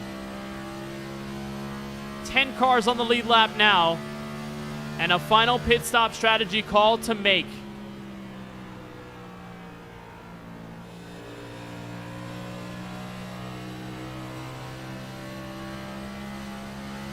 You got to be thinking there is some sort of way that Keith can find a way around Hunter. But you saw there off turn 3, the way that the car of Keith just stopped, stifled in its tracks as soon as Hunter got in front and crossing through. The different lines have worked out for Keith. He's been the most experimental of them all, using the middle, using the top, especially in that final corner.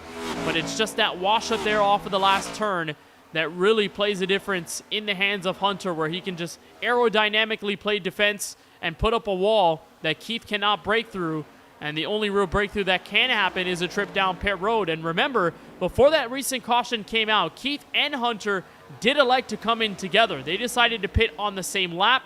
That's the case for Hunter, where he does come down pit road. Does Keith follow him in on the pit lane? He hugs the bottom for the first time in a while, and that signifies pit road is calling his name with 14 laps to go. Keith is in this time by the final pit stop.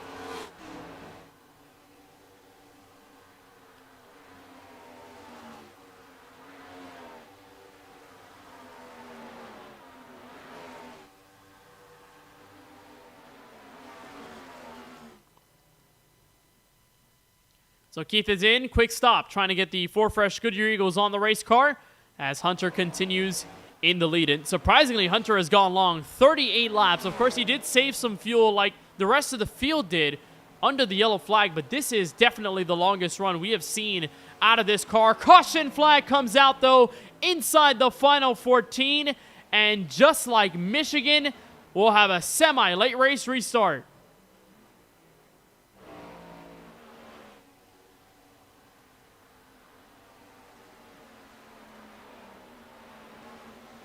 It looks like Christian McCrelly might have been the man in trouble as they were coming off turn 1 to bring out the yellow, and here it is. Running with Dana Shepard. And as his car came to the inside of the racetrack to let Shepard by, McCrelly had been just running in the top 10 earlier on tonight. And the car is just coming to a crawl. I don't know if he just came to a stop. Yes, he did, just like Ethan Thompson did last week. And so that slowed car is more than enough to bring out the yellow flag. And now Cedric Hunter will have to reset the mind and find a way through after Warren Kyle Keith pit for fresh tires the lap before. He comes out in 4th place on the track. And where does that leave everyone else in the field on strategy? Oh, man.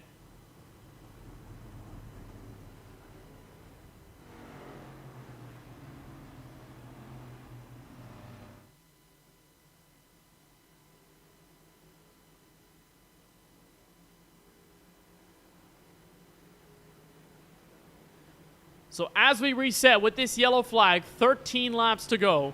Cedric Hunter, the current race leader. Jesse Whittington and Ray Rogers, the rest of the top 3. With Steven Stempien, Warren Kyle Keith, the rest of the top 5. Alex Muscarella, Stephen Harlow, Brandon Banks, Garrett Walden, and Charles Van Schaik to the top 10. Steven Stempien has found his way through back to the top 5 after pitting way earlier, but again, 6 extra tire sets that the drivers had coming into tonight's race from Pocono in the Pennsylvania 500. Who comes in this time?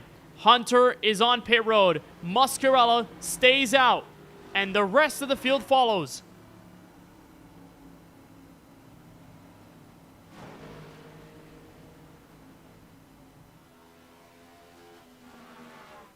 Warren Kyle Keith also presumably stays out as he came in just a few laps ago. It's Muscarella with the new race lead. He pitted a while back. It'll be 10 laps to go once we get the next restart. And here's the race off pit road. Out goes Hunter, firing off. He's got the front spot. Whittington, Banks, Harlow, and the rest of them follow suit as they come off of the pit lane and the line that merges back to turn 1. And now it's a task once again under late race heroics where Cedric Hunter has to play offense and get around the leaders to win.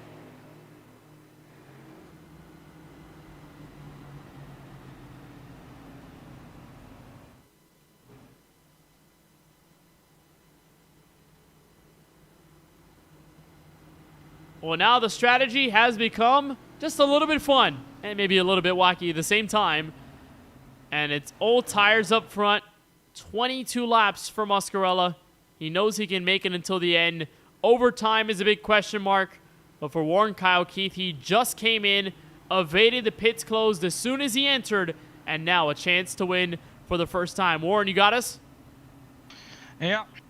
Well, Warren, a fast Ford Mustang all night long. You were making your move on Hunter. You take pit road instead, and the yellow comes out as soon as you do so. What are the emotions right now? What's the mindset as you prep up for this restart inside 10 laps to go? Well, I'm absolutely livid, considering how the caution came out.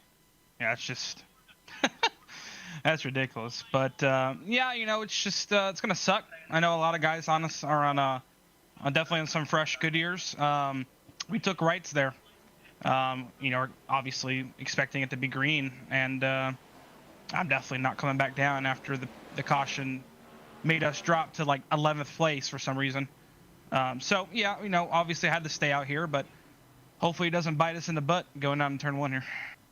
So you've seen this car and as it's reacted in the traffic, and you've done a great job weaving your way through track position. what's going to be the most important part about that launch into turn 1 and just carrying that momentum, even though you do have a few laps older on tires, but still relatively new given the cycle and how it all worked out? Yeah, I mean, the track's just been trending tighter and tighter, and, it's gotten better. I don't know if we just crossed over the point of the rubber just kind of just peeling away now, but for a while there, it was just so tight you couldn't do anything, and then all of a sudden, that last green flag run, the track kind of came back, so we'll see what the caution did here. I know we're going to be picking up a bunch of rubber. Hopefully the bottom side stays a bit gripped up. I know everyone's been drifting up, so I don't know. We'll see what this Target Ford Mustang can do. We got old Spot on the side of this thing, tongue out, so I'm hoping that we can go tongue out and get a W. I mean, I've been trying to win this track for a couple seasons, especially after last season getting dumped on the last lap. All right, Warren, well, it's going to be a fun restart, and we hope that you're there for it to the checkered flag. Best of luck. Yeah, I appreciate it. Thank you. It's the SKM Ford Mustang of Warren Kyle Keith, race high of second. That's where he will restart this affair after our second caution of the night flies.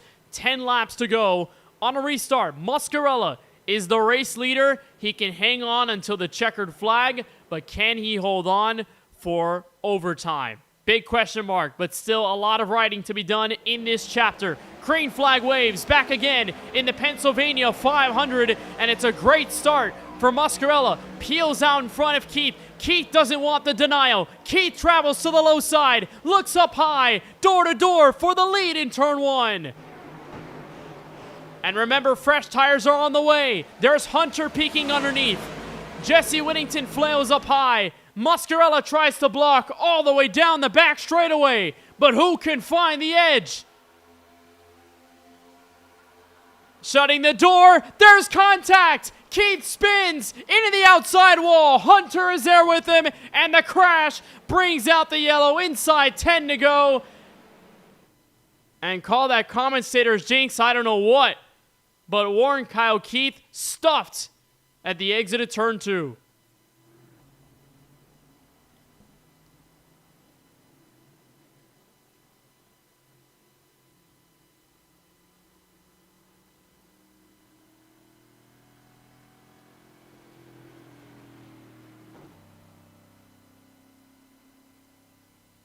And the drama sparks up here in Pocono. And another chance at a Droppin the Hammah Cup Series victory. Going up in smoke. Here's a look. Off the nose of Hunter in turn 2. That may be the hardest place to hit here at Pocono with the arc of that corner. And Keith understanding the assignment. He knew that was not going to be the move he wanted to see happen in turn 2. He wanted to shut it down. Here's the onboard look again from the Target Ford.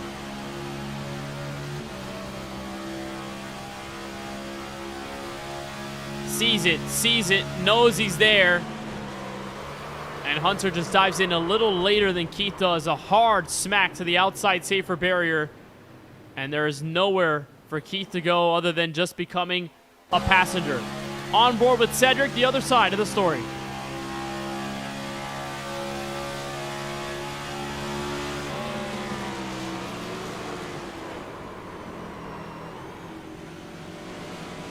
What a save by Hunter, grabbing the apron, still able to maintain second. But that livid emotion for Warren Kyle Keith, I'm sure doesn't feel any better right now, as he was trying to get his comeback moment from Pocono. And frustratingly enough, in his emotions, he has elected to DNF from tonight's race. He has brought that car to pit road and behind the wall and the garage. So one of our best cars of the night eliminated inside the final 10 laps to go. And again, we did talk about the idea of fuel saving, how Alex Muscarella is on lap number 26 of his stint. He can still go to lap 34, assuming he has saved enough fuel to make it all the way. However, if we do end up in Droppin the Hammah Cup Series overtime, depending on how many attempts we breeze through, is this 48 car in enough of a shape to where he can make it on the gas until the checkered flag? Everyone else, of course, coming down pit road recently, they know they are secure even for 3 full overtime attempts that extend this race distance past 500 kilometers. However, for Alex Muscarella, that is the big concern, and the last thing he wants to see is an overtime restart where he will have to push this car to the brink on gas, and that there could be a possibility of some drama. Another look at our skmcars.com race analysis. 125 laps. I mean, a long distance here from Pocono. And the 312 miles, a lot of which have been run under green in this Pennsylvania 500. A lot of green flag stops. Our first caution coming out for Kip easily spinning off of turn 2.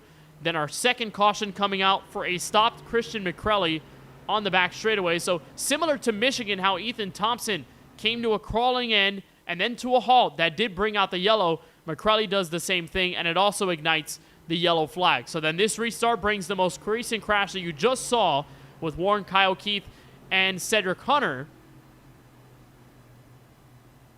And again, marking 125 as the official race distance, but we can go further than that in an overtime fashion, which is something we have not done in this series in just a few weeks. We went over at Talladega Superspeedway, but of course, that is a super speedway race, so you do always expect to go over the mark. The last time we ended up in Droppin the Hammah Cup Series overtime on a track not a super speedway was back at Texas Motor Speedway in late March. You want to know who won that race on strategy inside a late restart? It was Cedric Hunter, who's now on the outside of the front row. Let's reset the field for you as we go green next time by. It'll mark the official 6th lap to go mark, and any caution further beyond that will possibly bring us into overtime for the end of it all. Alex Muscarella is the race leader. Cedric Hunter on the outside of the front row. Stephen Harlow is catching inside row number 2 and 3rd. Brandon Banks, the points leader. He's been top 10 all night long and can secure either a spoiling victory or maybe just another top 10 to continue his points grab over the rest of the field. Jesse Whittington is in top 5 position with Steven Stepien running behind in 6th place. 7th goes to Garrett Walden in his number 43 Chevrolet. Charles Van Schaik, Ray Rogers, and Kevin Roy to the rest of the top 10. We're being told that no 3 attempt overtime is in the cards. It's 5 attempts at OT. So even more time that can be wasted, even more laps that can be burned here at Pocono for Alex Muscarella to worry about if we end up in that territory. But again, a big if this 48 car can breeze his way home and keep himself alive at the front of this field.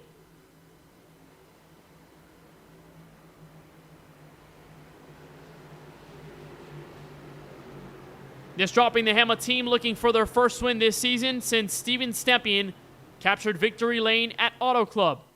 And thus far, he has been the only Droppin the Hammah team driver to be able to win a race this season. Can Muscarella join him? Can Stephen Harlow follow in the tracks? Or will it be the points leader, Brandon Banks, or the 4-time winner on the brink of looking for a back-to-back? Pace cars down. 6 laps to go from Pocono in the Pennsylvania 500, and an even start from the leaders. Great push from Banks. Nosing ahead is Cedric Hunter. Muscarella trying to get all of the rear bumper with Stephen Harlow behind him. Cedric Hunter to the lead. But Muscarella's not done yet. Washing high is Hunter. Down the back straightaway they go. Brandon Banks is going to push Hunter, nosing in front. Side by side to the tunnel turn. 6 laps to go and 5 to go next time by. They keep it clean through the tunnel.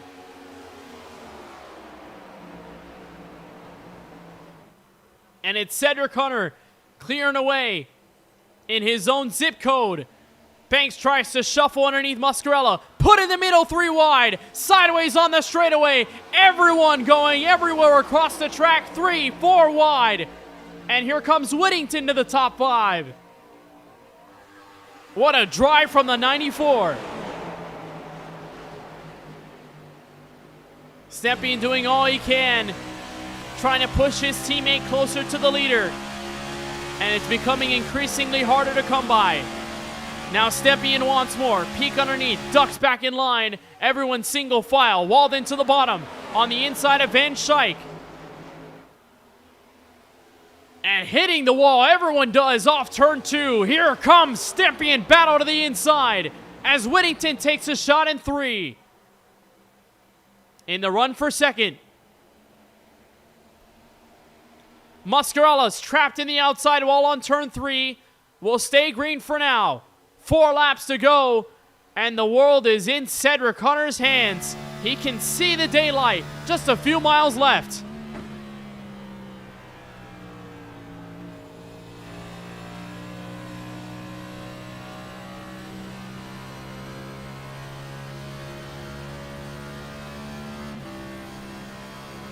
What a drive it has been for the Canadian. 8 laps on his set of tires, had the freshest of anyone in the top 3. And after making a move on Warren Kyle Keith and then going from the top shelf on Muscarella, Cedric Hunter will see the final 3 laps here in this Pennsylvania 500 and trying to go back-to-back for the first time in his career. Stepien is back by 6/10. He's got help from Jesse Whittington, but is that enough? They are a hair faster than the leader, but not by much. And now another battle may creep up in the middle of this group. Stephen Harlow trying to keep himself alive at the top 12 cut line to make the chase. Garrett Walden, the rookie, stand out in top 10 in the standings, well in the chase as we see right now. And the 2 Chevrolets may go at it for position number 4, but staying single file. Ray Rogers in position for a top 10, and Brandon Banks, as he got shuffled 3 wide, has dropped all the way back to 8th, but has not hemorrhaged any more track position. Final 5 miles from Long Pond, Pennsylvania, and there's the view from the runner-up to the leader. Only so much you can do in a moment like this, where you need to gain so much time in so little time.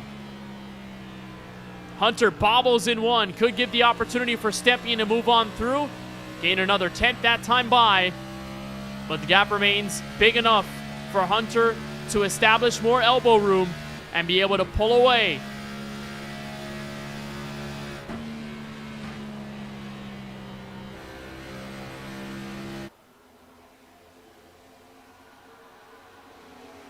Barney the Flagman has his hands full. And at turn number 3, white flag will come in the air from Long Pond, Pennsylvania. This race is official. White flag from Pocono.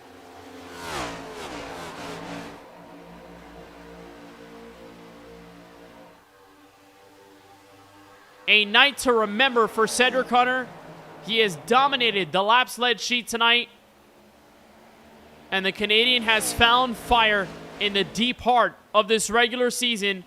A huge win at Michigan under clutch circumstances last Sunday. And a season that has been punctuated by back and forth weekends, most of them in Droppin the Hammah victory lane, and an average start or average finish of 3.8. Entering tonight's race, winning 3 of the last 5, and he's going to win 4 of the last 6 races. Cedric Hunter comes away in turn 3. Final time, Cedric Hunter is a back-to-back winner, takes the Pennsylvania 500.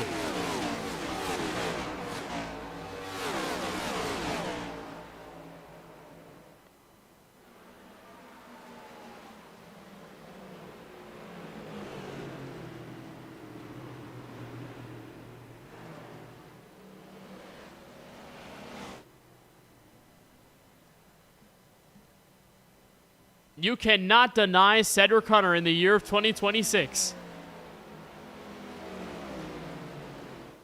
Stepien finishes runner-up. Jesse Whittington in 3rd.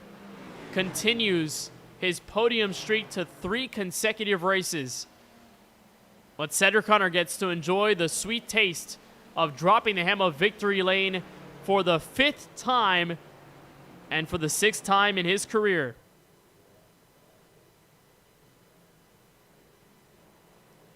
We talked about just how special Cedric Hunter has become as of late. At tracks where he finished close enough but couldn't capture the cigar in Season 1, it has become a very different story in Season 2. The second take is the magic one. Cedric Hunter visits Droppin the Hammah victory lane for the first time in his career from Pocono and for the 6th time in his tenure in this series.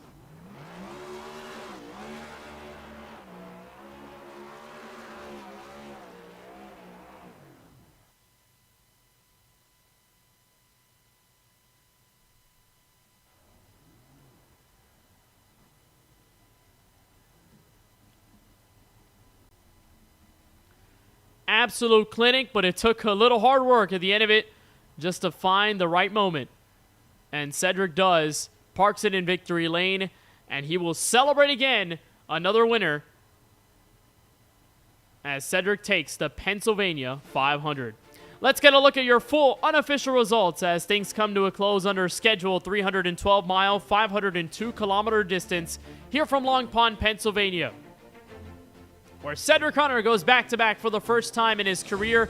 5th win of the 2026 season, came into tonight top 5 in point standings after rallying from 7th entering Michigan, so another big jump for Hunter will come after tonight's race. Steven Stepien bounces back after a bit of back and forth action through the strategy to end up as the runner-up car by 0.6 of a second.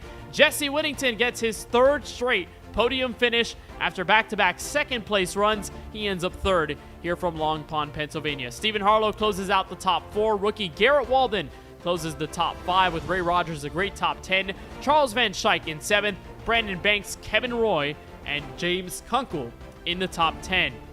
Casey Knighton is 11th place with Dana Shepard behind him in 12th. Alex Muscarella is 13th and the final driver on the lead lap scored. Kip Easley is the first driver a lap down or more, 2 laps down behind the leaders. Justin Erb, top 15. And you look back to guys like Warren Kyle Keith, what could have been in that final attempt at the restart if he did not get contact with Hunter and did not go around in turn 2. Christian McCrelly is 17th. Richard Swabley, Charles Stevens, and Jamal Pugh round out the rest of the top 20 with Brad Fulham and Timothy Stubblefield becoming early DNFs. They close tonight's action out from Pocono in the final 2 spots of the field. A masterclass drive from the 45 car of Cedric Hunter, and after we talked to him earlier on in our pre-race show, we get to talk to him once again in Dropping the Hammah Cup Series victory lane. Cedric, this is kind of becoming a pastime now between you and I. Back-to-back wins, winning here for the first time at Pocono, and you continue this dominant, fiery streak that we've seen you be on in the heart of this regular season. What are the emotions of the win, and what were you thinking about in the moment you got around Muscarella and held on at the front? Yeah, I mean, I'm obviously happy to get a win. I hate the fact that, of how it happened. I think that Warren was second, if not actually probably the fastest car tonight. He was just catching up to me every run, and then Dirty Air would do its thing. But I hate that we got together, man. I think I'm maybe, depending on how it played out with Dirty Air, Muscarella, and everything, I maybe would have been able to pass him without the contact. I mean, I didn't obviously do it intentionally, but regardless, happy that I won. Hate the fact that I had to win that, or that I did win that way, so sorry to him. Thank you to Brandon Banks there for that push on the front stretch on that last restart, and then on the back stretch, I guess, as well, just to get me into the lead. I appreciate all of his help, man. He came in clutch for me there. I mean, talk about a relentless part of the regular season where you said you were missing some races, some didn't go your way, but for the most part, the last 5 to 6 have been truly unprecedented. Multiple race victories, back-to-back now for the first time in your career. What can you say about the level of confidence you hold behind the wheel at this moment right now, and what that tells the rest of the field as the chase is coming up very soon? Yeah, I feel good. Obviously, we're here to win races, and that's exactly what we're doing. So as long as we keep doing exactly what we're doing, man, I don't see us, I don't see us stopping at 5 wins. I think too that I don't remember what the next race is. Is it Sonoma? Or anyways, I know Sonoma's coming up really, really soon. And now that the other 3 guys that are really giving me a hard time on road courses are gone, I'm feeling really good about getting another win there. And then I know Phoenix is coming up, and I'm not great there. So anyways, and then the chase races are really good for me. So hopefully we can just keep doing what we're doing, and hopefully everything aligns up and or aligns properly, and we can get obviously some more wins, but hopefully a championship this time around. How special is this for Cat 5 Esports? I know you had a teammate last season, won the title, Zachary Hall. I know he's been a crucial part on the box for you this season. What has that relationship been like between the two of you, and just representing Cat 5 Esports as the only driver in that group this season, and how it means to be successful for them? Yeah, man, Zach's great. Great driver. He's been in a slump over the last 6 months or so when it comes to racing. So he decided to take a break or a hiatus for the time being from iRacing. But and I guess his slump kind of was noticeable even at the All-Star race. Not to down, call him out like that, but he's finding ways to just be used, or obviously he's always useful, but oh my god, I can't stop just badgering the guy. Anyways, he's very useful on top of the box. I appreciate all of his help as always. We didn't have him tonight, but hopefully I can get his road course expertise and just strategy calls going forward. He's been on the box for every single one of my wins except for tonight, so his help's always appreciated, and it's a huge help as always. So. Well, Cedric, another trip to Droppin the Hammah victory lane, and you continue to win races as we move further into this regular campaign. Before we let you bounce and celebrate tonight's Pennsylvania 500 win, anybody you want to give a shout out to or thank for the dub? Yeah, huge shout out to my beautiful wife for allowing me to race on a weekly basis. The same thing with my daughter. Shout out to them, man. The family is, number one. So shout out to the admins and the drivers and all that stuff. Again, huge apologies to Warren. He again super fast tonight. Probably had the winning card depending on how the strategy. I mean, obviously the strategy fell kind of perfectly for him, and then unfortunate circumstances there with us colliding. But again, thanks to Brandon Banks there for helping me at the end. All the fans for tuning in as always. I know you have a really loyal fan base, and us guys of the league as well, as I'm sure you'd appreciate them also. And shout out to you, Kenneth, for doing everything you do, man. You put on a hell of a show, and as always, I can't wait to go back and rewatch this tomorrow. I think it'll be an excellent watch. Well, much appreciated, Cedric, and I'm glad that at least this time around we got to talk to you pre and post race, so it wasn't just one or the other. But Cedric, in all seriousness, congratulations on the win. Your 5th victory of the season comes here at Pocono. Wishing you the best of luck as the regular season rolls around, but enjoy the victory. I appreciate it, man. Have a good night. Cedric Hunter in victory lane once again, winner for the 6th time in his Droppin the Hammah Cup Series career. Let's join the runner-up finisher as we unofficially see it. Steven Stempien joins us now, and Steven, a very fast Chevrolet tonight. I mean, this car was on rails several times. Pit road strategy was in different places for you, but most importantly, what did you see there? What was that mindset getting through to second on the final restart? Just drive like hell. Really wanted to get a top 3. I felt like I was in the top 3 of most of the night, so I wanted to gain that back. I was disappointed the caution came out. I wanted to see what the 2 tires were going to be like when I made that last pit stop before that caution came out. I took rights and wanted to see how it was all going to shake out there with, 20 laps to go. But I never got the chance to, but I'll take a second place. Getting used to these runner-up finishes with Cedric, so. Well, obviously this track was a pretty big challenge, and not sure if everyone in the field was expecting this race to mostly go green. But for you, a strong long-run car, but obviously the effects kick in after a while. What did you most often feel behind the wheel of the race car, and what you had to learn, especially through those green flag stops, to make a difference come late in the race? Yeah, I wasn't. I had such a good qualifying run and had some good practice, but I don't know. I think the brake package I was using up too much. I don't think I was aggressive enough with the brake package, with the cylinders and the bias. And you saw it late in the run. I was getting passed, which usually I'm doing the passing late in the run. So, yeah, it was tough to keep the right front on it tonight. Got to make some changes on that in a couple of weeks and, adjust, make sure we don't mess anything up because, small little mistake on the brakes, cost you a lot of time. Obviously, the dirty air was pretty bad tonight, too. You really couldn't do anything. But, shout out to Warren making that, he taught me that high line right there, watching him in front of me so many laps. I started using it in 3, and, it was paying off a little bit. Helped me get to that second place on that last little stint we had. So I wanted to bring this up just because the schedule has brought up all these challenges from Talladega until June 28th at Daytona. That's 4 of 5 tracks that are at venues 2 miles and over, including tonight at Pocono. Phoenix is that one track that is under 2 miles and a short venue next week in the desert. So what do you think is going to be the key to victory there and mastering the short track with that higher horsepower output package that we now have with these cars?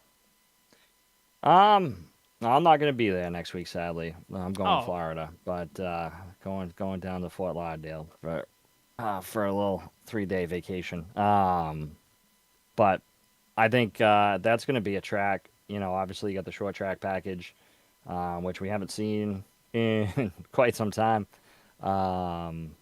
What's it been since Iowa? I think with the short track package. So you know, you got the extra horsepower. Got the different, you got no diffuser. You know, I think it's going to be the same thing, though. Clean air, keeping the right front underneath you. And, you know, it's a flat track. I'm disappointed. I'm going to miss it because, you know, I like that track. That's a fun track.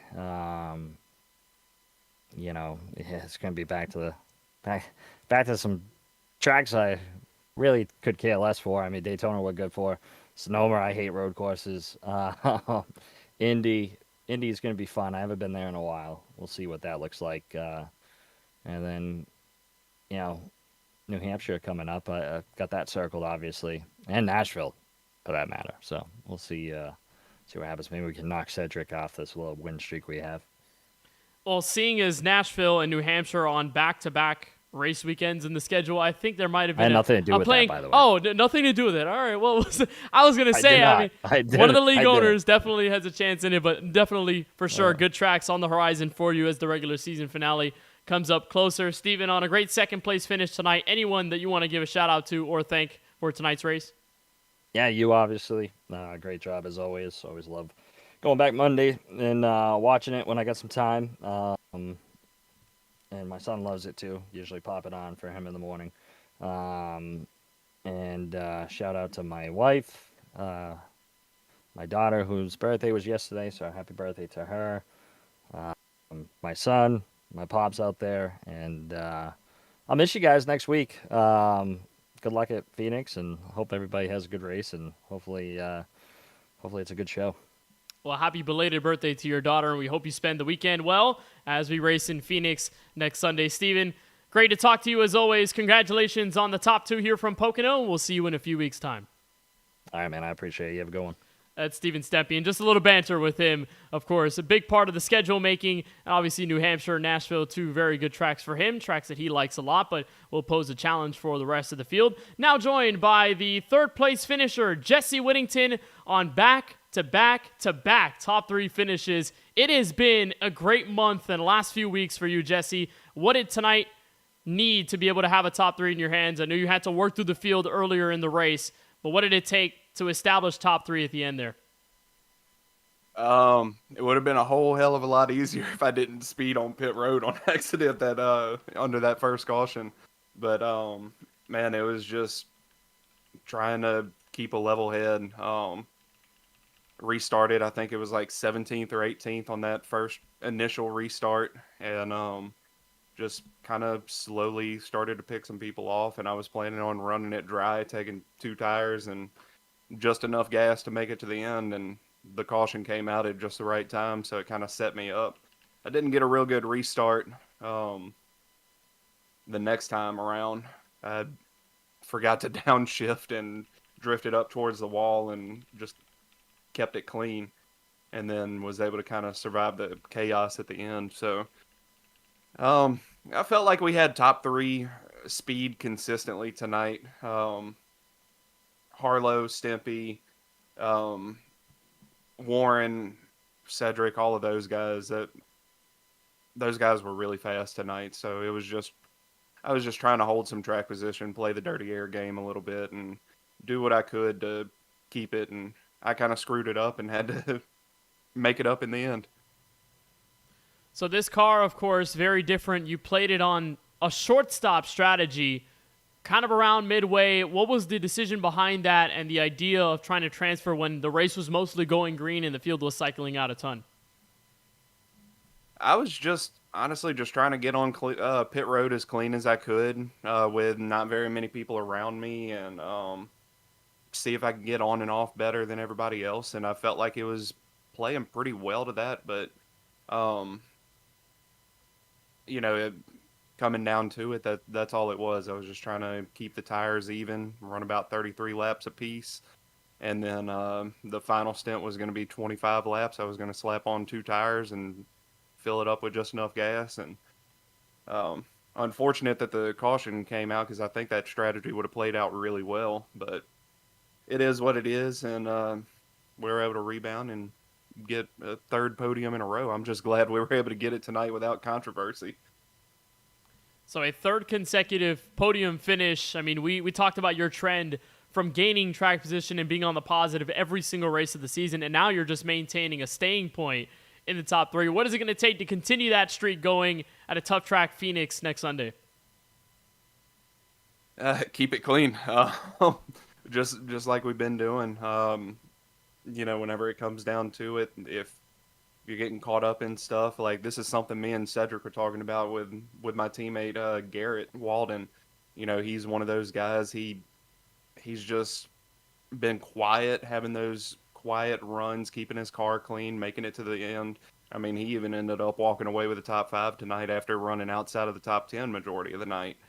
And so, it's just, I've kind of taken a little bit of a lesson from that. Quit trying to go for stuff, try to be a little bit more aware of what's going on in front of me. I wasn't doing a very good job of that at the beginning of the season.